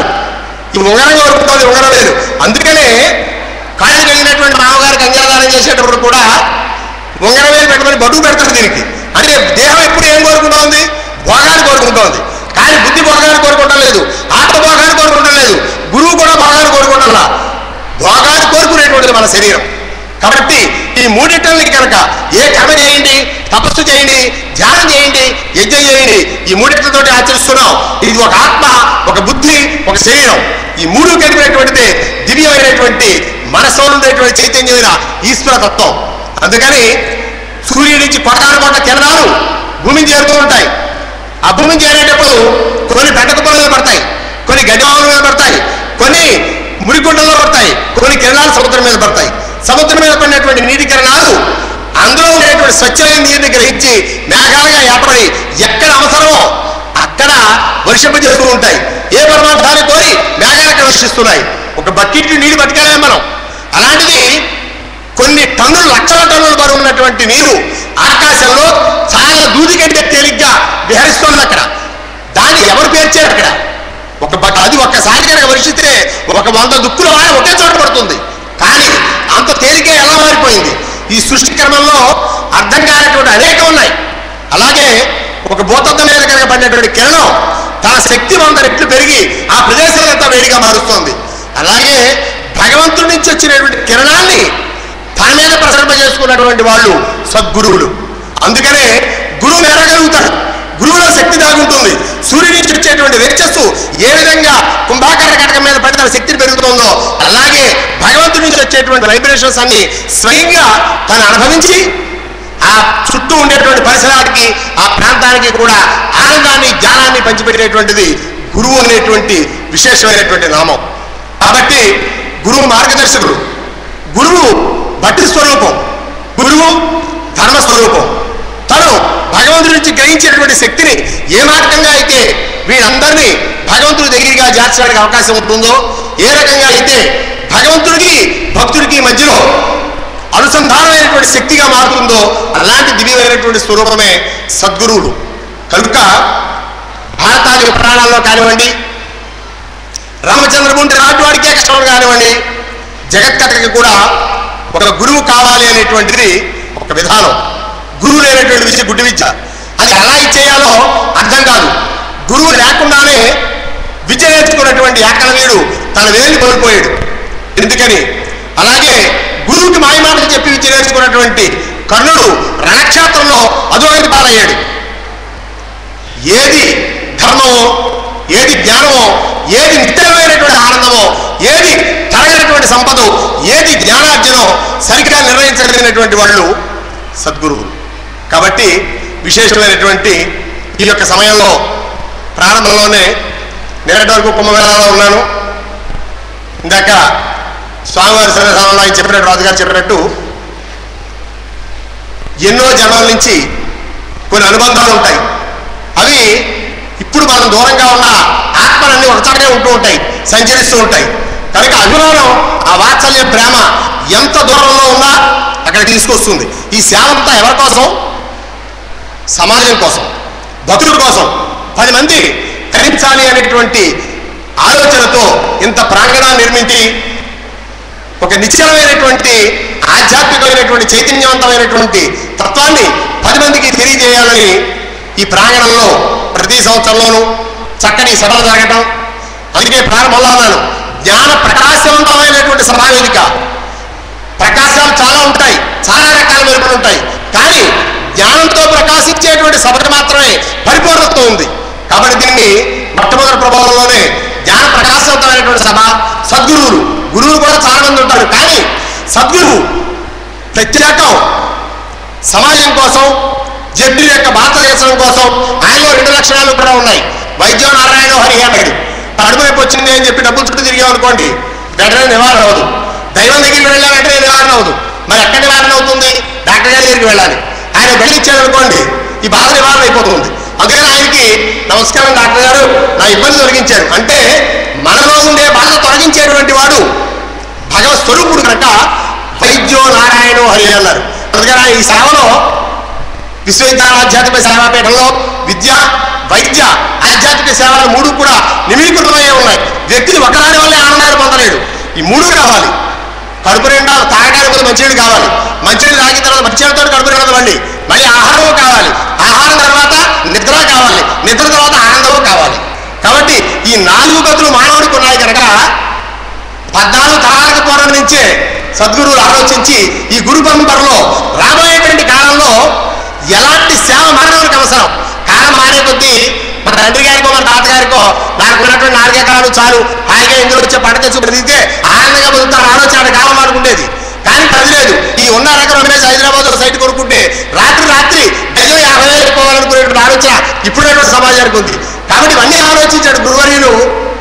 గురువు యొక్క ఆలోచన విధానంలో కూడా మార్పు తీసుకొచ్చి వీళ్ళు ఏ రకంగా చైతన్యవంతం చేయాలి, ఏ రకంగా చేస్తే భగవంతుడి దగ్గర అవ్వగలుగుతారు. ఏ బాధలను అనుభవించేటప్పుడు భగవంతుడి యొక్క అనుగ్రహం, గురువు యొక్క అనుగ్రహం ఉండటం వల్ల ఏ రకంగా దాన్ని ఆనందంగా వాళ్ళు అనుభవించగలుగుతున్నారనే దానికోసమనే ఆయన యొక్క తాపత్రయం. కనుకే ఇలాంటి దాంట్లో మీరందరూ ఒక మంచి జ్ఞానవంతమైన వ్యక్తులుగా ఏ భారాన్ని మీరు అనుభవించేటప్పుడు గురువు ఎందు ఎక్కువ భారాన్ని ఎప్పుడు మోపొద్దు. గురువుకి అందరి ఎందు సమాంతరమైనటువంటి దృష్టి ఉంటుంది, సమదృష్టే ఉంటుంది. తప్పకుండా ఏది ముఖ్యమో గమనించినప్పుడు ఆ బాధని మీరు మనసుతో చెప్పక్కర్లేదు, వాక్కుతోటి చెప్పక్కర్లేదు. వాళ్ళకి సంకేతాలు వాళ్ళకి వెళ్ళిపోతాయి. అందుకే ఏం పర్వాలేదు, అన్ని త్వరలోనే పరిశీలనగా సత్యనారాయణ గారు చెప్పారు, డిప్రెషన్లోకి వెళ్ళిపోయినప్పుడు కూడా నన్ను ఆయనే ఇచ్చేసారని. ఆ సమయంలో అక్కడ బ్లెస్సింగ్స్ అవసరం కాక ఆ సమయానికి అది అందింది. అలాగే భగవంతుడి నుంచి అందే ప్రతి సంకేతం మనకి గురువు ద్వారానే మనకి సంక్రమిస్తూ ఉంటుంది. కాబట్టి గురువుని పరబ్రహ్మ స్వరూపంగా, జ్ఞాన ప్రకాశవంతమైన స్వరూపంగా, బ్రహ్మస్వరూపంగా, విష్ణు స్వరూపంగా, రుద్ర స్వరూపంగా, ఆదిత్య స్వరూపంగా భావించగలిగి మన సేవగానే చేయగలిగినట్లయితే మీరు కూడా తప్పకుండా 10 మందికి మార్గదర్శకులుగా మారగలుగుతారు, జ్ఞానాన్ని ఆర్జించగలుగుతారు. సమాజానికి మానవ జనం ఎత్తినందుకు మన వల్ల ఏమిటి భగవంతుడికి ఉపయోగం అనేటువంటి ఆలోచన మీలో కలుగుతుంది. అప్పుడు భగవంతుడు మీరేమీ కోరరు, గురువుని కూడా మీరేం కోరరు. కాబట్టి మన జీవితాన్ని మనమే రాసుకోగలుగుతాం, మనమే తీర్చిదిద్దగలుగుతాం. సర్వకాల సర్వావస్థలందు సద్గురు యొక్క ఆశీస్సులు, ఆ పరమేశ్వర యొక్క అనుగ్రహం మీకు కలగాలని కోరుకుంటూ భగవంతుడు దగ్గరికి వెళ్ళి మనం ఏమీ కూడా కోరుకోకూడదంటూ, అదేవిధంగా భగవంతుడికి ఏం కావాలో తెలుసుకోవాలని చెప్పి చెప్పడమే కాకుండా ద్రౌపది వస్త్రాపహరణ సమయంలో ఆ యొక్క శ్రీకృష్ణుడు ఏ విధంగా సహాయం చేశాడు, ఏ విధంగా చరణులు ప్రసాదించి ఆదుకున్నాడు, అదేవిధంగా భగవత్ స్వరూపి, సద్గురు స్వరూపి కూడా మనకు ఆపదలు వచ్చిన సమయంలో తప్పనిసరిగా ఆదుకుంటారని చెప్పి, జ్ఞానిగా మారినంత వరకు కూడా కర్మలను అనుభవించాలని చెప్పి, మితిమీరిన స్వార్థం వల్ల మానసిక మాలిన్యం పెరుగుతుందని చెప్పి, మానవుడు కష్టాలు పాల్గొచున్నాడని చెప్పి, గురువు లేని విద్య గుడ్డి విద్య కనుక గురువు ధర్మస్వరూపుడు కానీ జ్ఞానంతో ప్రకాశిస్తూ పరిపూర్ణ స్వరూపంగాను డాక్టర్ ఉమ్రాలిషా గారిని అభివర్ణించారు. అదేవిధంగా ఉమ్రాలిషా రూరల్ డెవలప్మెంట్ ట్రస్ట్ ద్వారా అనేక సేవా కార్యక్రమాలు నిర్వహిస్తారని చెప్పి చాలా చక్కగా శ్లాఘించారు. ఇప్పుడు వారు మన పరతత్వ కీర్తనలు బ్రహ్మర్షి మోద్రిన్ భాష పంచమ పీఠాధిపత్యాలు రచింపబడినటువంటి పరమ తత్వార్థ ప్రతిపాదికంబు ఇహపర తారకంబు నానా కలుషాపహరమునగు ఈ వేదాంత యోగ సాధన మంత్రాది విద్యావేత్త పంచమ పీఠాధిపతి బ్రహ్మర్షి మోద్రిన్ భాష సద్గురువరిల పద కవిత్వంలో రాగ తాళయుక్తముగా విరచితమైన తత్వజ్ఞాన కీర్తనల గ్రంథం. ఈ గ్రంథాన్ని ఆవిష్కరించినందుకు శ్రీ గర్మెడ వెంకటరమణ సిద్ధాంత గారికి, చక్కటి ప్రసంగం చేసినటువంటి గర్మెడ వెంకటరమణ శాస్త్రి గారికి మన సప్తర్ణ హృదయపూర్వక కృతజ్ఞతలు తెలియచేయడమే కాకుండా స్వామివారిని స్వామివారిని సాల్వతో సత్కరించి మెమంటోను బహుకరించవలసిందిగా విజ్ఞప్తి చేస్తున్నాం. ఈ పరతత్వ కీర్తనలు అనేటువంటి మహోత్కృష్టమైన గ్రంథం మనకి బుక్ స్టాల్ వద్ద అందుబాటులో ఉంటుంది. ఆ గ్రంథ మండలి స్టాల్ వద్దకు వెళ్ళి ఆ గ్రంథాన్ని తీసుకొని ప్రతి ఒక్కరు కూడా చదువుకొని ఆత్మజ్ఞాన స్వరూపిగా పరిణామం చెందవలసిందిగా మనవి. శ్రీ గర్మెడ వెంకటరమణ శాస్త్రి గారిని స్వామి సాల్వతో సత్కరించి మెమంటోను బహుకరించారు. మరొకసారి వారికి హృదయపూర్వక కృతజ్ఞతలు తెలియజేస్తున్నాం. ఇప్పుడు ఉమ్రాలిషా రూరల్ డెవలప్మెంట్ ట్రస్ట్ కార్యక్రమాల్లో నిర్వహించవలసిందిగా డాక్టర్ ఆనంద్ గారిని కోరుకుంటున్నాం. ముందుగా యాన్యువల్ రిపోర్ట్ వార్షిక నివేదికను డాక్టర్ ఆనంద్ గారు చదివి వినిపిస్తారు.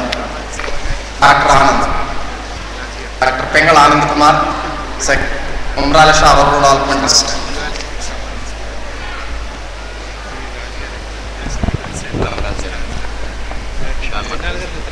శ్రీ విశ్వవిజ్ఞాన విద్య ఆధ్యాత్మిక పీఠాధిపతులు డాక్టర్ ఉమ్రాలిషా సద్గురువర్యులకు నా సాష్టాంగ నమస్కారములు. సభ్యులకు, సభ్యేతరులకు నా నమస్కారములు.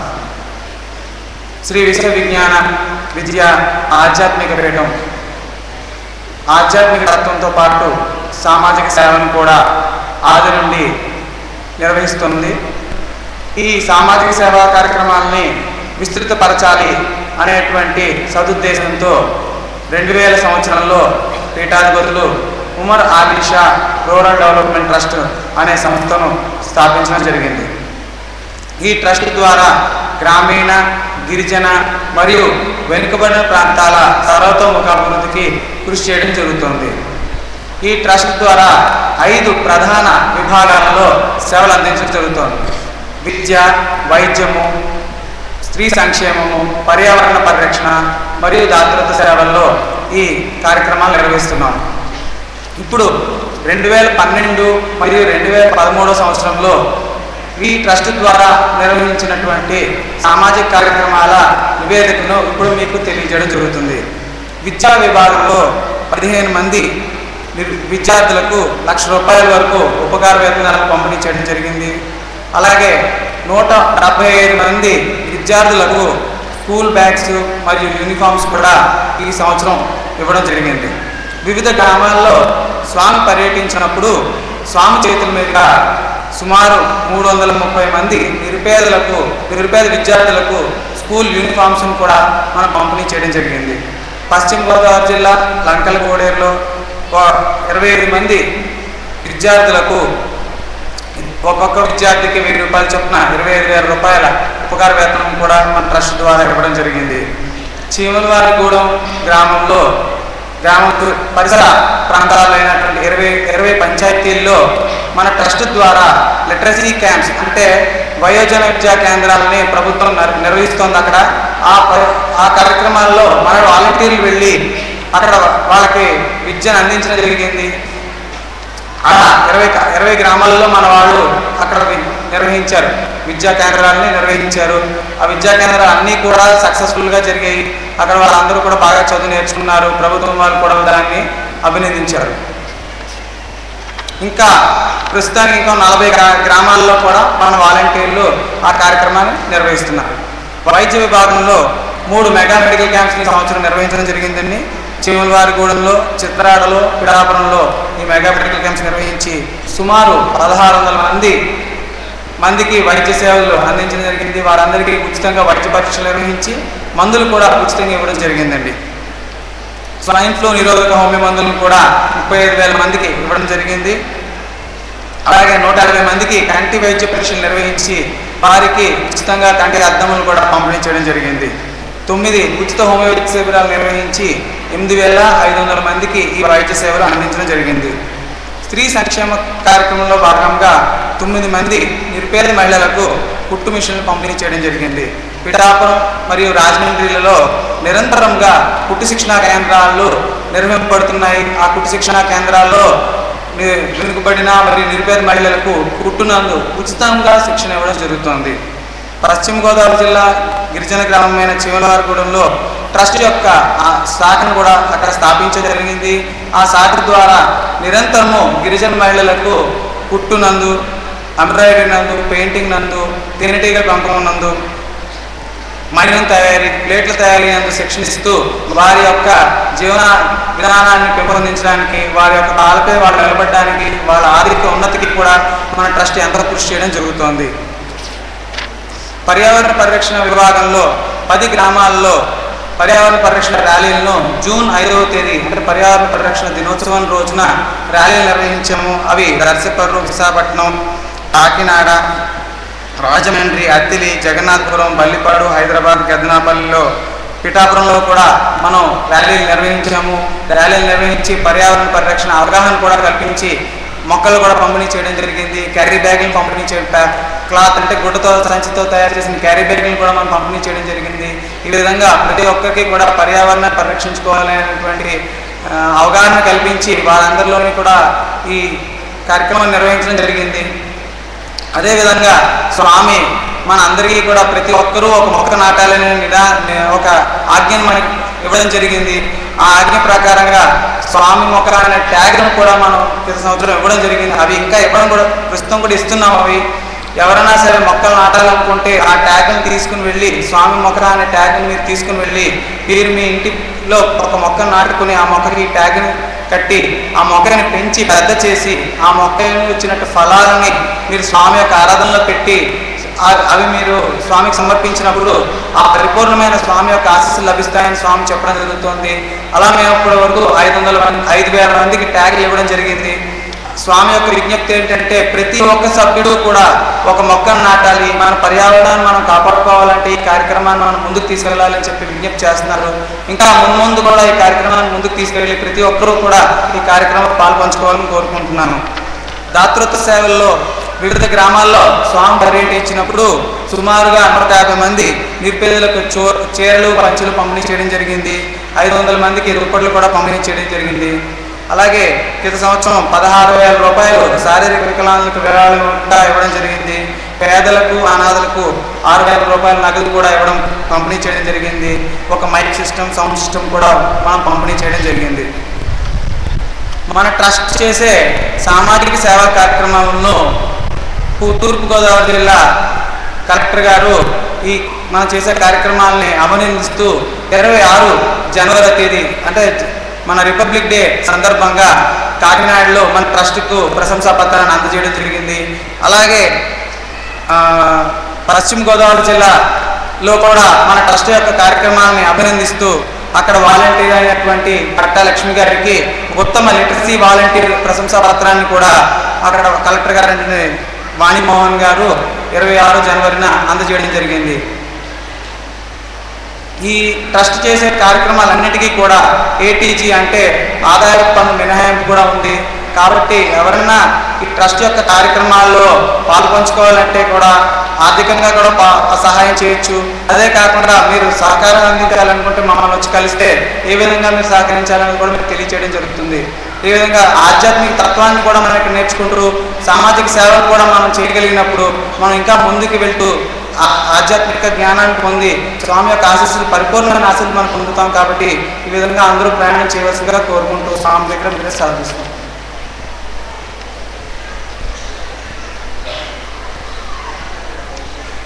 ఉమ్రాలేష రూరల్ డెవలప్మెంట్ ట్రస్ట్ కార్యక్రమ వార్షిక నివేదికను చదవడమే కాకుండా ఉమ్రాలేష రూరల్ డెవలప్మెంట్ ట్రస్ట్ పాల్గొని ఈ యొక్క అభివృద్ధి కార్యక్రమాల్లో పాల్పంచుకోవాలి అని ఆసక్తి ఉన్నటువంటి ప్రతి ఒక్కరు కూడా మన కార్యదర్శి రవికుమార్ గారిని కానీ, ఆనంద్ గారిని కానీ, సూర్యలత గారిని కానీ కలుసుకుని భవిష్యత్ ప్రణాళికలు మరలా వచ్చే సభల్లో మీరు ఏదైనా కార్యక్రమాల్లో పాల్గొనాలంటే వారిని కలుసుకుని తెలుసుకోవాల్సిందిగా విజ్ఞప్తి చేస్తున్నాం.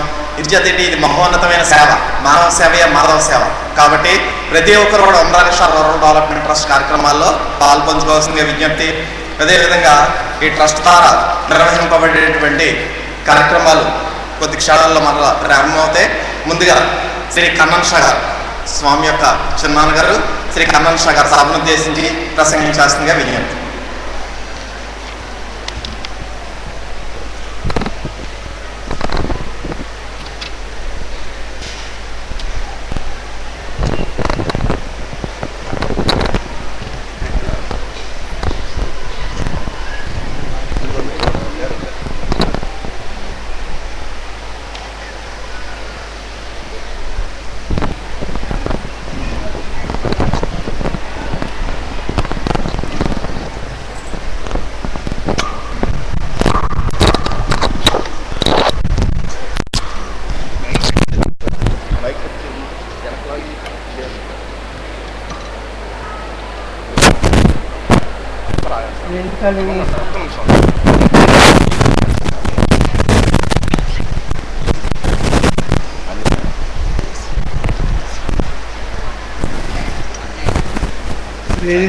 వేదిక పీఠాధిపతులు ప్రస్తుత పీఠాధిపతి తొమ్మిదవ పీఠాధిపతి శ్రీ డాక్టర్ మురాలీషా గారికి నా సాష్టాంగ నమస్కారం.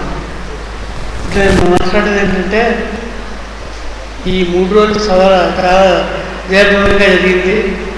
మీరు చాలా కష్టపడి వచ్చారు.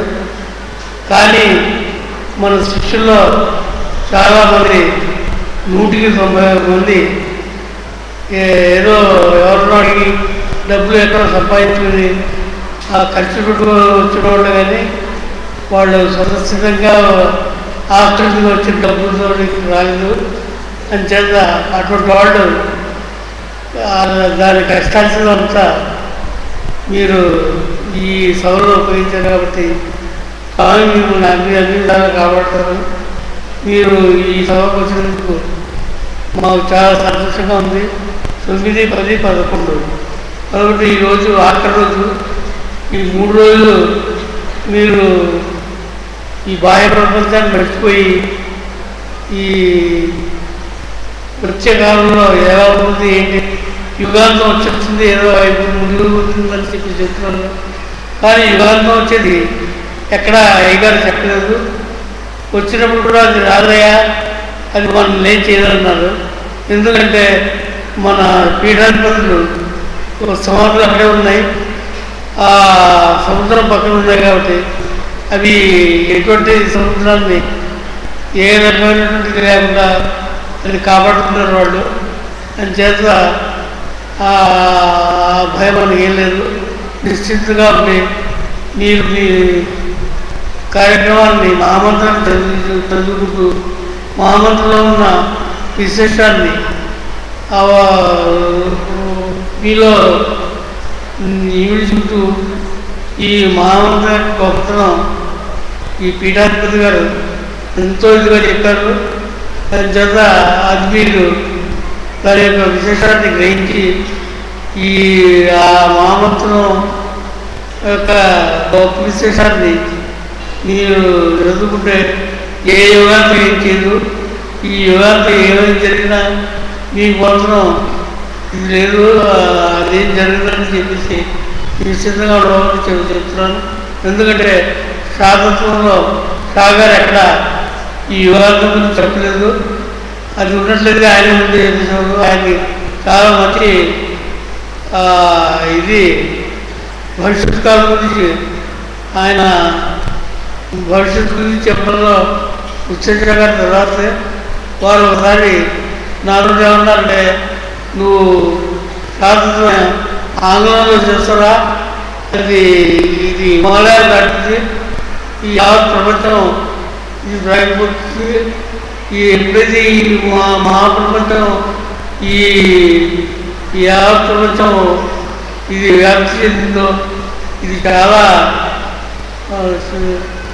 విశేషమైనటువంటి కార్యక్రమం. ఈ దీంట్లో నువ్వు చాలా జాగ్రత్తగా దీన్ని ఆంగ్ల భాషలో కసిమ చేయవలసింది అని చెప్పేసి నన్ను అమెరికా పంపించారు. అమెరికా పంపించిన వాళ్ళు దాంట్లో ఆయన కష్టపడి తీసుకొచ్చి 11,000 నాకు ఆ టికెట్ల గురించి దాని గురించి 70,000 అయింది. తీసుకొచ్చి ఇచ్చారు.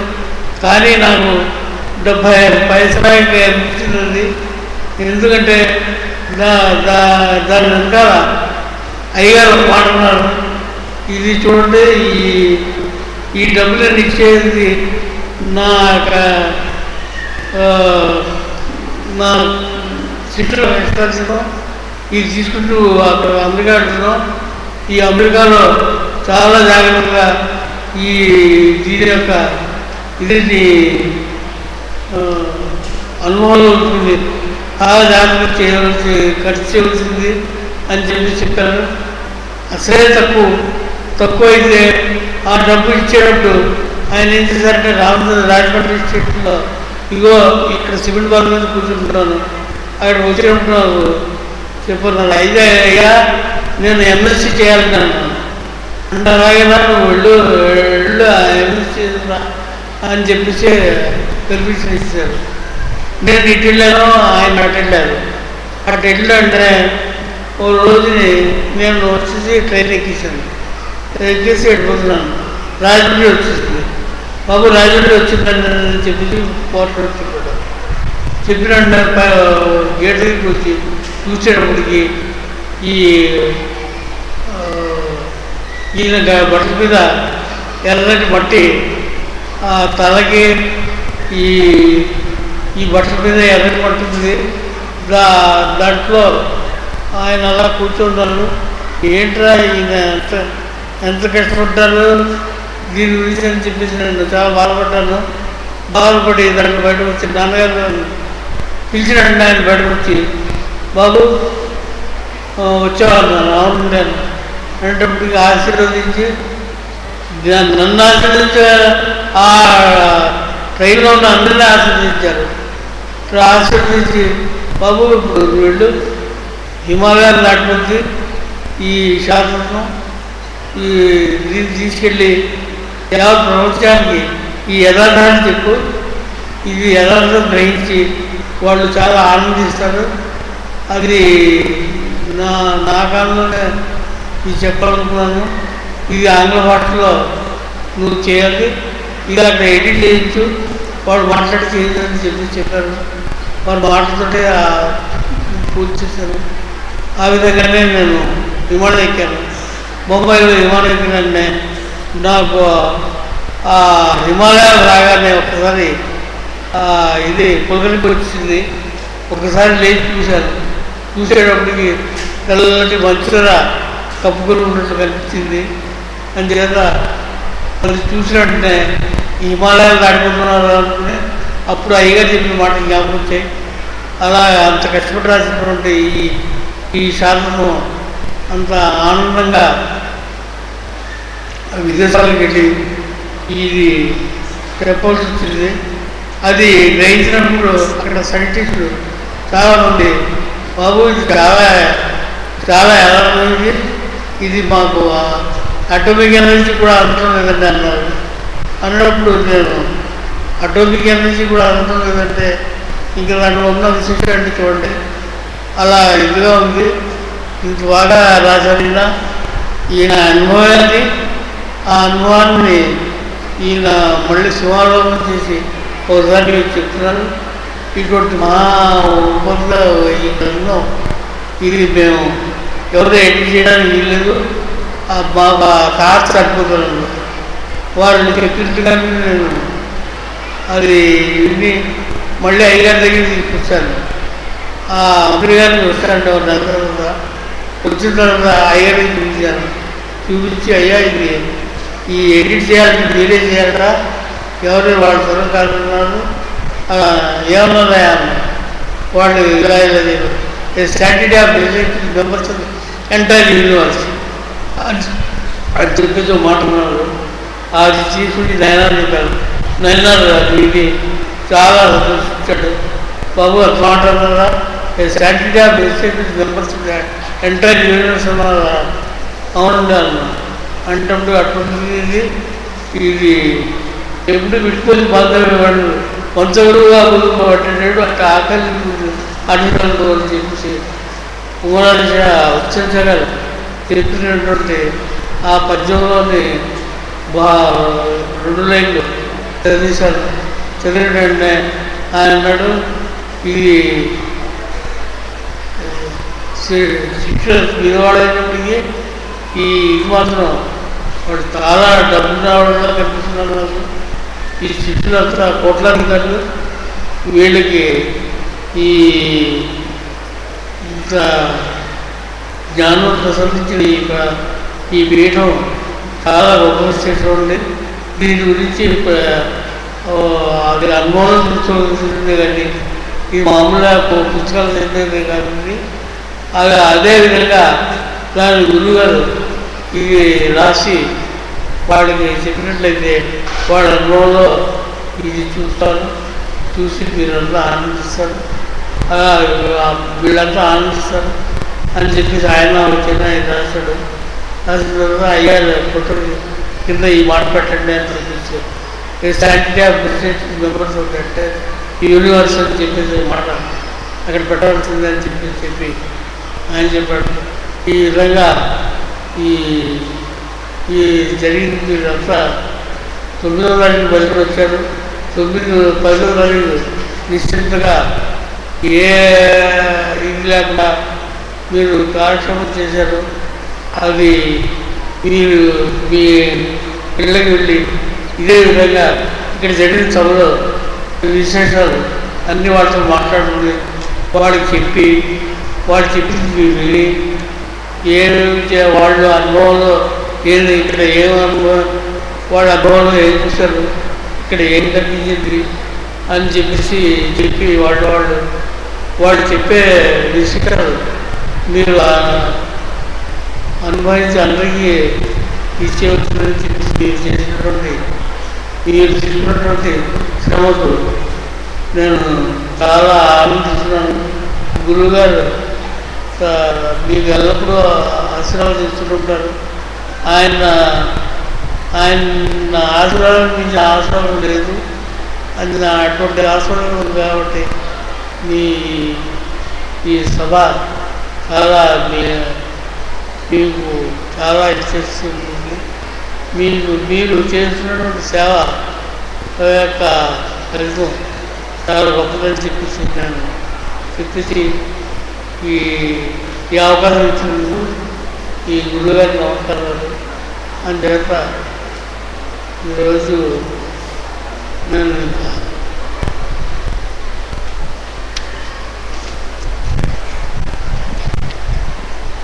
కూర్చోండి. శ్రీ కన్నౌషా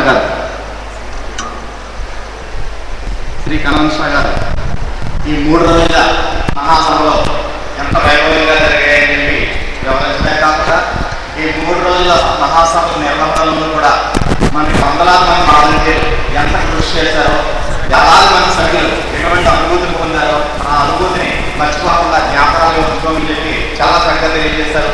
వారికి మన తరఫున హృదయపూర్వక కృతజ్ఞతలు తెలియజేస్తూ వారిని సూఫీ వేదాంత దర్శనము 1వ భాగం సీడీని ఆవిష్కరించవలసిందిగా విజ్ఞప్తి చేస్తున్నాం. సూఫీ వేదాంత దర్శనము బ్రహ్మశా కుంభాలిష పశ్చిమ పేరావతి డాక్టర్ కుంభాలిష గారిచే రచింపబడినటువంటి సూఫీ వేదాంత దర్శనంలో ఉన్నటువంటి పద్యాలు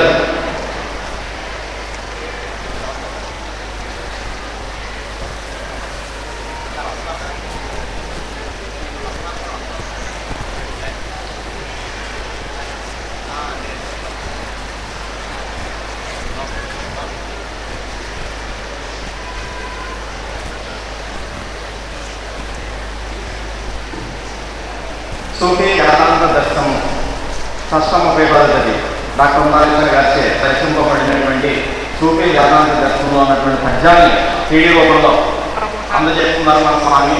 ఈ గ్రంథాన్ని ఈ యొక్క సీడీని శ్రీ కన్నౌషా గారు ఆవిష్కరించారు. ఈ సీడీలు కావాల్సినటువంటి వారు గ్రంథ స్టాల్ వద్ద పొందవలసిందిగా విజ్ఞప్తి చేస్తున్నాం. తర్వాత కుంభాలిష rural development trust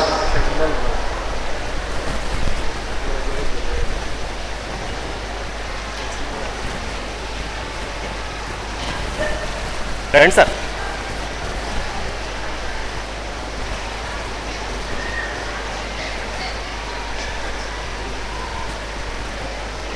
Shri ఏడద Subrahmanyam గారు ఈ యొక్క సీడీని రూపొందించడంలో ఎంతో కష్టపడి చక్కటి సంగీతాన్ని అందజేసి మనకి ఈ సీడీ రూపకల్పన చేయడం జరిగింది.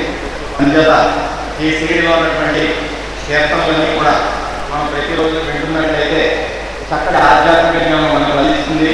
ఆ సీడీ ప్రతుల్ని మనకి శ్రీ కన్నౌషా గారు కుటుంబ సభ్యులందరికీ కూడా స్వామి అందజేస్తారు. కుంభాలిష రూరల్ డెవలప్మెంట్ ట్రస్ట్ తదుపరి కార్యక్రమం కంట్రీగా చూడడానికి చెందినటువంటి సోజం మంగ వారి యొక్క అనుభవాన్ని సర్వం వివరించవలసిందిగా విజ్ఞప్తి చేస్తున్నాం. సోజం మంగ ఇప్పుడు స్వామి శ్రీ కన్నౌషా గారిని సాల్వతో సత్కరిస్తున్నారు.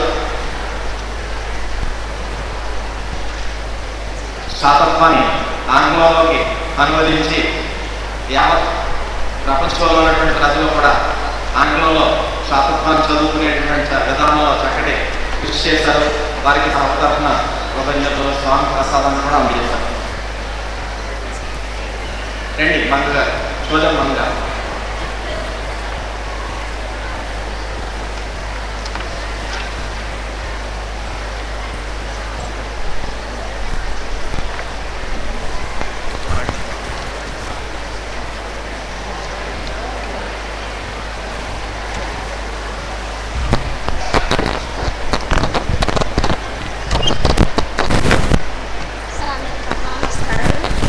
అలాగే పాటించాలి. సభ్యులందరికీ నా నమస్కారాలు.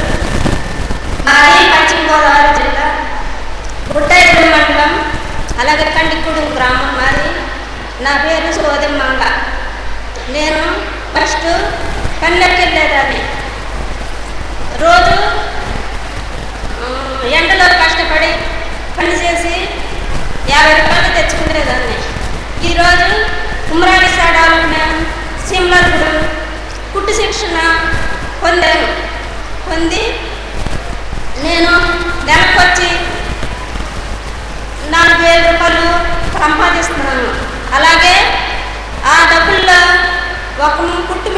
తీసుకున్నాను.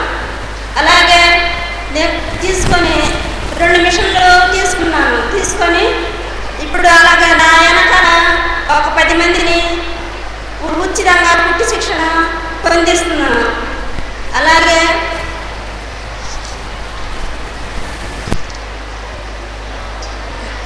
నెలకొచ్చి మేమందరం కలిసి నెలకొచ్చి 7,000 రూపాయలు అలా పొందుకుంటున్నాము.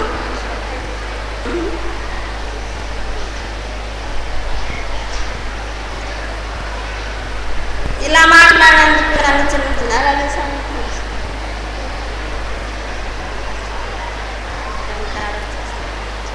సభ్యులకు నా హృదయపూర్వక నమస్కారాలు. సభ్యులకు సభ్యులకు నమస్కారం. పశ్చిమ గోదావరి జిల్లా చీమలవారిగూడెంలో స్వామి గారు ఏర్పాటు చేసిన ఉమ్రాలిషా రూరల్ డెవలప్మెంట్ ట్రస్ట్ నందు ఈ అమ్మాయి ట్రైనింగ్ అయిందండి. ట్రైనింగ్ అయి ఫస్ట్లో యూనిఫామ్ కుట్టడం వల్ల ఈ అమ్మాయికి వచ్చిన అమౌంట్ 5,000 పెట్టి ఒక మిషన్ తీసుకుంది. తర్వాత 3,500 పెట్టి ఒక మిషన్ తీసుకుంది. ఒక టీమ్ ఏర్పాటు చేసుకొని ఇప్పుడు ఈ అమ్మాయి ఒక్కది కలిపి నెలకి 10,000 రూపాయలు సంపాదిస్తుందండి. కొంచెం తెలుగు మాట్లాడడం ఇబ్బందికరంగా ఉండడం వల్ల డ్రైవర్ వల్ల చెప్పలేకపోతుంది. అలాగే బస్ ద్వారా చాలా కార్యక్రమాలు జరుగుతున్నాయండి. తేనెటీగల పెంపకం, టైలరింగ్, పెయింటింగ్, ఎంబ్రాయిడింగ్, మగ్గం ఇలాంటి కార్యక్రమాలు జరుగుతున్నాయి. ఇది స్టార్ట్ చేసి 1 ఇయర్ అయిందండి. 1 ఇయర్లో ఇప్పటికొచ్చి 200 మంది శిక్షణ పొందారు. వీరికి బ్యాక్అప్తో లింకప్ చేసి లోన్లు ఇప్పించి వాళ్ళ కాళ్ళ మీద వాళ్ళు నిలబడేటట్టు స్వామి గారి ఆశీస్సుతో 10 మందికి ఉపయోగపడేటట్టు నేను సేవ చేయాలని అనుకుంటున్నాను. స్వామి గారికి నా హృదయపూర్వక నమస్కారం.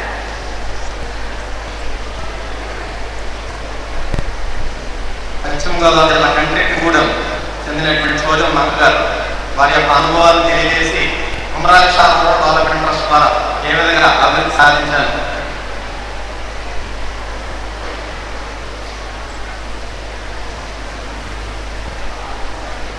సృష్టిలో మానవుడు ఉత్తమమైన జీవితం గడపాలంటే తన చుట్టూ ఉన్న పరిసరాలపై ఆధారపడి పరాన్న జీవితం గడుపుతూ ఉంటాడు. ఈ క్రమంలో తన ఉత్తమమైన జీవితం గడపాలంటే తనకి ఏదో కావాలనిపిస్తుంది. అదే విధానంలో ఏంటి అనే ప్రశ్న వేసుకున్నప్పుడు అది మనకి ఆన్సర్గా వచ్చేది దైవచింతన. ఆ దైవచింతన అంటే ప్రార్థన వల్ల, పూజా కార్యక్రమాల వల్ల వస్తుందంటే సరిపోదు. సేవాభావంతో కూడా ఆధ్యాత్మికంతో కూడిన సేవాభావంతో కూడా మనం ఈ సేవాభావంతో కూడిన ఈ చింతన మనం ఏర్పాటు చేసుకొని తోటి మానవుడికి సాయం చేస్తూ మానవ సేవ మాధవ సేవ అని మన పురాతన గ్రంథాల్లోని మన ఆర్యులు చెప్పిన విషయాలు మనకి తెలిసినవే. తోటి మనిషి సాయం చేయడం వల్ల మనమే కాకుండా సృష్టిలో ఉన్న ప్రతి ఒక్కరం కూడా ఒకరికొకరు సాయం చేసుకోవడం వల్ల అందరం ఉత్తమమైన జీవితం గడుపుతామని నేను ఈ పీఠం ద్వారా నేర్చుకున్న విషయం ఇది. శాతత్వం ద్వారా సేవ చేశాను, ఆసుపత్రికి ద్వారా కూడా సేవ చేశాను. ఆమె ఇక్కడే ఉంటుంటారు. కాకినాడ హాస్పిటల్లో అని నాకు ఒకసారి ఫోన్ చేశారు ఆవిడ. మా అబ్బాయికి చాలా సీరియస్గా ఉందమ్మా, ఒకసారి అయ్యగారికి చెప్పండి అని. అప్పుడు అయ్యగారు ఢిల్లీలో అవార్డు తీసుకోవడానికి కారణం చేత అయ్యగారికి నేను ఫోన్ చేయలేకపోయాను. ఆవిడ మళ్ళీ చేసి చాలా ఇబ్బందిగా నాకు 4 సార్లు ఫోన్ చేయడంతో నేను ఫోటో దగ్గరికి వెళ్ళి, స్వామి ఆవిడ ఇలా బాధపడుతున్నారు, ఒకే కొడుకు, మీరు చెప్పిన విధంగా నేను ఆవిడతో చెప్పేస్తున్నాను అని చెప్పి ఆవిడకి స్వామి చూసుకుంటా అన్నారమ్మా, ఏమీ పర్వాలేదు అన్నారు అన్నాను. అబ్బాయికి అప్పుడు పొజిషన్ ఏంటంటే చనిపోయాడు తీసుకెళ్ళిపోమని చెప్పిన పొజిషన్. అయితే అబ్బాయిని కన్నాపురం తీసుకొస్తున్నారు, చనిపోయారు అని చెప్పేశారు. చెప్పే వాళ్ళ అమ్మగారు మళ్ళీ ఫోన్ చేసి, అమ్మ మా అబ్బాయికి ఇలా అయిపోయిందమ్మా తీసుకెళ్ళిపోమంటున్నారు, అంబులెన్స్ కూడా అరేంజ్ చేసేసాను నాకు ఫోన్ చేస్తే, మళ్ళీ స్వామి దగ్గరికి వెళ్ళి నేను స్వామి వచ్చి నమస్కారం పెట్టుకొని ఒకే కొడుకు స్వామి ఇలా అయిపోయిందని మళ్ళీ నమస్కారం పెట్టుకునేటప్పటికి ఒక 10 నిమిషాల్లో మళ్ళీ ఫోన్ వచ్చిందండి ఆవిడ నుంచి. బ్లడ్ కౌంటింగ్ పెరిగిందండి, మా అబ్బాయి లేచాడు, ఇప్పుడే పాలు తాగాడని ఆవిడ వెంటనే నాకు ఫోన్ చేసి చెప్పిందండి ఈ విషయం. ఆవిడ ఇక్కడే ఉంటుంది, ఈ సభలోనే ఉంటుంటుంది ఆవిడ. ఆ స్వామి నాతో మాస్పత్రి ద్వారా చేయించిన విషయం, సేవ చేయించిన విషయం అండి. అలాగే నాకు ఎక్కువ స్వామి ప్రసాద పట్ల ఇస్తూ ఉంటారు. అందులో నాకు వస్తే నేను తీసుకుంటాను, మిగతాదన్నీ ఎవరైతే బాగాలేదని వస్తారో అందరికీ ఇస్తుంటాను. అంత స్వామి వాళ్ళందరికీ మంచి ఆరోగ్యాన్ని ఇచ్చి ఎంతమందినో స్వామి కాపాడారండి. ఆయనకి నా హృదయపూర్వక నమస్కారం. నా ద్వారా ఈ సేవ చేయించినందుకు నేను ధన్యవాదాలు స్వామి సమక్షంగా నేను చెప్తున్నాను.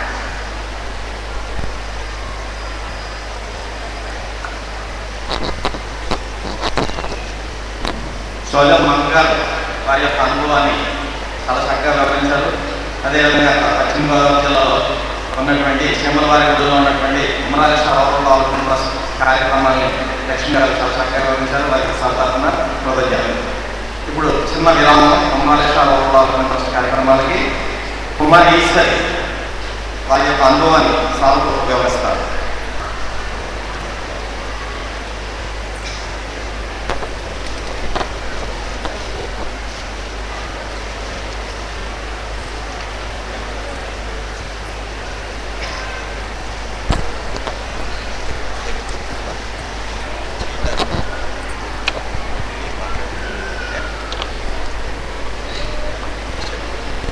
నీవే సర్వము విశ్వరూపము, నీవే సర్వము విశ్వరూపము, ఆహా నిర్వాణ తేజంబు నానా విద్భూత గళ స్వరూప దధుమానాని కమాంస్యం నందేవో మేము వసించు మాటలు భవతృప్తిని ప్రదీపించునా మా వరపాటులంచకం మమ్మల్ని కాపాడమా ఈశ్వరా. శ్రీ విశ్వవిజ్ఞాన విద్య ఆధ్యాత్మిక పీఠ సద్గురువులకు నా సాష్టాంగ నమస్కారములు. సభా సభ్యులకు సభ్యేతరులకు నా అభినందనలు. నేను ఉపన్యాసాలు వినడమే తప్ప నాకు చెప్పడం ఏమీ రాదు. నేను ఏది చెప్పినా మీరందరూ పెద్ద మనసుతో అర్థం చేసుకుంటారని నా మనవి. మా తాతయ్య గారి పేరు జోగిరెడ్డి, నా పేరు ఈశ్వరి, మాది నాగులపల్లి. నేను జోగిరెడ్డి గారి మనవరాలు. ఆయన బొజ్జతాతిగా శిష్యురెడ్డి. అయితే నేను శంసగర్ కాలంలో మా అక్కగారు పద్యాలు చదువుతుంటే నేను ఆవిడ ఇంట్లో చదువుకునేదండి. నేను బయట పడుకుని 2 పద్యాలు నేర్చుకున్నాను.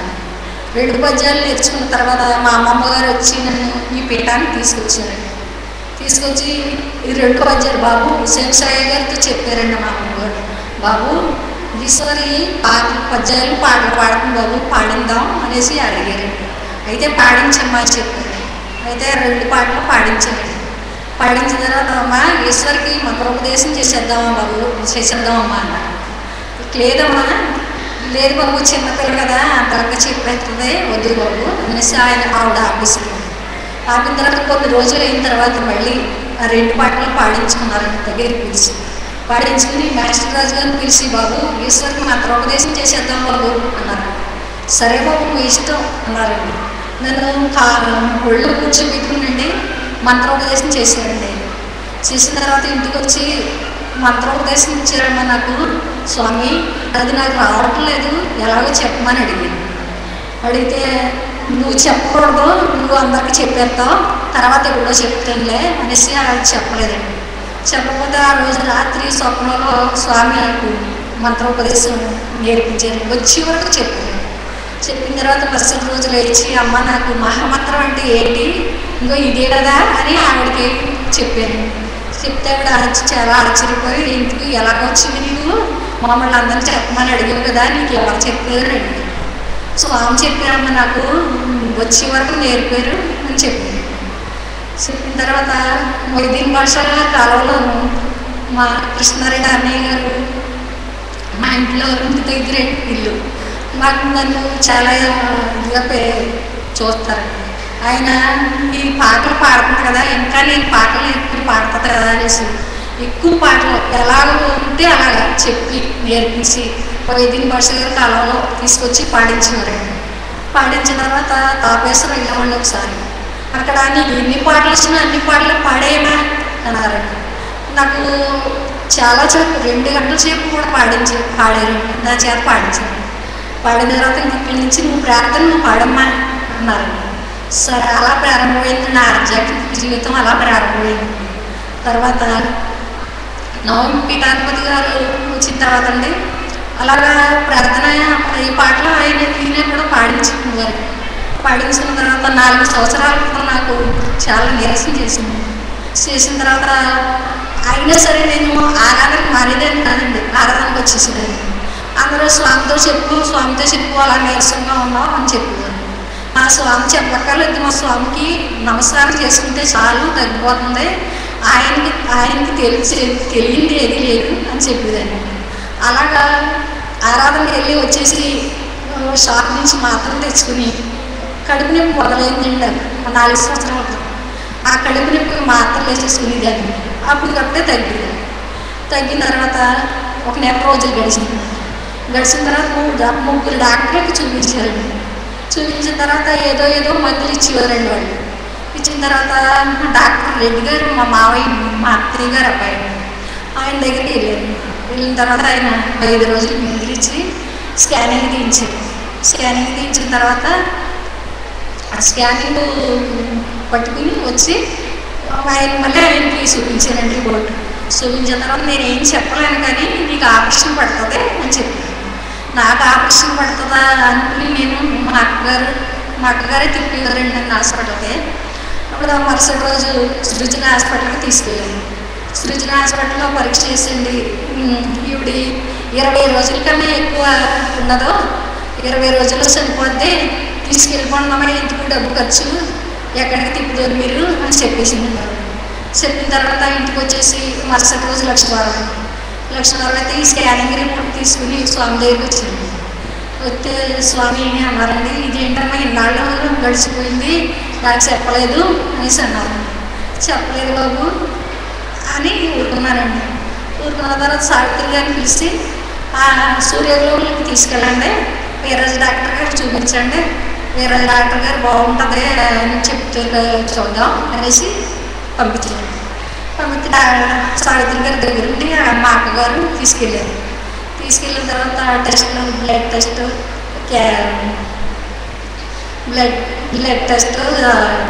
ఎక్స్రే అన్నీ చేసిన తర్వాత క్యాన్సర్ అని అంటే క్యాన్సర్ అని చెప్పింది. క్యాన్సర్ అని చెప్పిన తర్వాత తీసుకొచ్చి ఈ రిపోర్ట్లు 5 రోజులు పోయిన తర్వాత వస్తాయమ్మా, 5 రోజులు పోయిన తర్వాత ఈ రిపోర్ట్లు వస్తే కానీ నేను ఏం చెప్పలేను, తీసుకెళ్ళండి ఇంటికి చెప్పింది.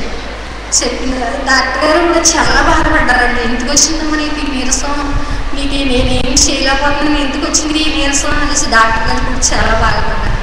ఇంటికి తీసుకొచ్చేసారండి. తీసుకొచ్చిన తర్వాత 5 రోజులు పోయిన తర్వాత వచ్చారు, రమ్మన్నారండి. వెళ్ళిన తర్వాత నాకు ఉండే నీరసం 5,000 రిజల్ట్ 5,000 వచ్చిందన్నారండి. 5,000 వచ్చిన తర్వాత ఈ రిపోర్ట్ చూసి డాక్టర్ గారు పక్కన పెట్టేసింది. నేను ఏం చేయలేనమ్మా, నేను ఏం చేయాలో నాకు ఏం తెలియట్లేదు, నీ అదృష్టం మీ గురువు గారు అదయ్యా అని చెప్పారండి.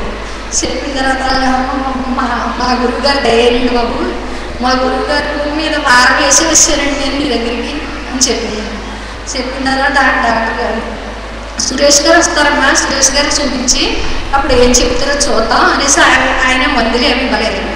అప్పుడు 6 రోజులు పోయిన తర్వాత సురేష్ గారు వచ్చారండి, ఆయన చూపించిన తర్వాత 16,000 కట్టాలా, 16,000 కడితే కిమోథెరపీ అది పెడతాం కానీ దాన్ని మరి మనం ఏం చెప్పాలనడానికి పెట్టమంటే పెడదాం అనేసి అన్నారు. ఇది వచ్చే విషయం స్వామితో చెప్పారండి. చెప్పిన తర్వాత స్వామి పర్వాలేదమ్మా పెట్టించు, 16,000 ఖర్చు అయినా పర్వాలేదు, ఎంత ఖర్చు అయినా ఈశ్వరికి ఖర్చు పెడదాం అనేసి స్వామి ఆజ్ఞాపించారండి. అప్పుడు డాక్టర్ గారి దగ్గరికి వచ్చి చెప్పిన తర్వాత అమ్మో మీ గురువుగారు చాలా మహత్యమైంది గురువుగారే అనేసి అన్నారండి. ఆయన అన్న తర్వాత డాక్టర్ గారు పెట్టారండి, కిమోలు పెట్టారు. 6 కిమోలు పెట్టారండి. నెలకొట్టి 6 కిమోలు పెట్టారు. మీరు ఆపరేషన్ చేయడానికి అవదో అని చెప్పారు. చెప్తే స్వామి మాట్లాడారంటే స్వామి ఫోన్లో ఆపరేషన్ చేస్తే చనిపోద్ద బాబు, ఆపరేషన్ చేస్తే ఈ అమ్మాయి ఉండదు అనేసి అన్నారంటండి. అంటే స్వామి ఏ విధంగా నాపై దృష్టి పెట్టారో తెలియదు కదండి. స్వామి ఆపరేషన్ చేశారు. అప్పుడు 6 కిమోలు పెట్టిన తర్వాత 30కి వచ్చిందండి రిజల్ట్. 30కి వచ్చిన తర్వాత డాక్టర్ గారు చాలా ఆశ్చర్యపోయి చాలా సంతోషించి, అమ్మ నీ అదృష్టం అమ్మా, నీకు మంచి గురువుగారు దొరికారమ్మా, అందరికీ ఆ ఛాన్స్ ఉండదమ్మా అనేసి డాక్టర్ గారు నాకు చెప్పి, ఈసారి ఆపరేషన్ చేస్తానమ్మా, నీకు ఈసారి ఆపరేషన్ చేయొచ్చు అన్నారండి. అన్న తర్వాత ఒక నెల గడిచిన తర్వాత ఆపరేషన్కి తీసుకొచ్చారండి.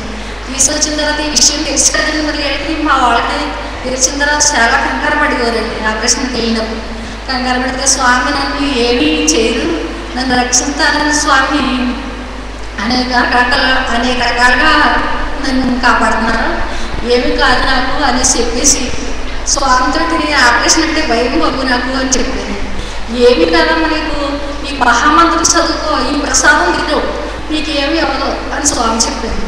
చెప్పిన తర్వాత అప్పుడు ఆ ప్రసాదం తిని ఆ థియేటర్కి వెళ్ళానండి. వెళ్ళిన తర్వాత మొత్తం పెట్టేశారేమో, ఏం పెట్టేశారో నాకు తెలియదు కదండి. నాకు ఆపరేషన్ చేసినట్టు కానీ నన్ను ఐసీసీలో పెట్టినట్టు కానీ నాకు ఏమీ తెలియలేదండి. స్వామి 3వ రోజు వచ్చారండి. ఆ 3వ రోజు నాకు అన్నీ తెలిసేయండి. అప్పటి వరకు నాకు ఏమీ తెలియలేదండి. స్వామి కూడా నన్ను 3 రోజులు నీకు తెలియదు, మా తర్వాత నీకు అన్నీ తెలుస్తాయి అని చెప్పారండి. చెప్పిన తర్వాత స్వామి చెప్తున్నారు కదా ఇది అనేసుకుని నేను ఊరుకున్నానండి. ఊరుకున్న తర్వాత ఇప్పుడు నాకు 6 నెలల వరకు కూడా చాలా బాగుందండి ఆరోగ్యం.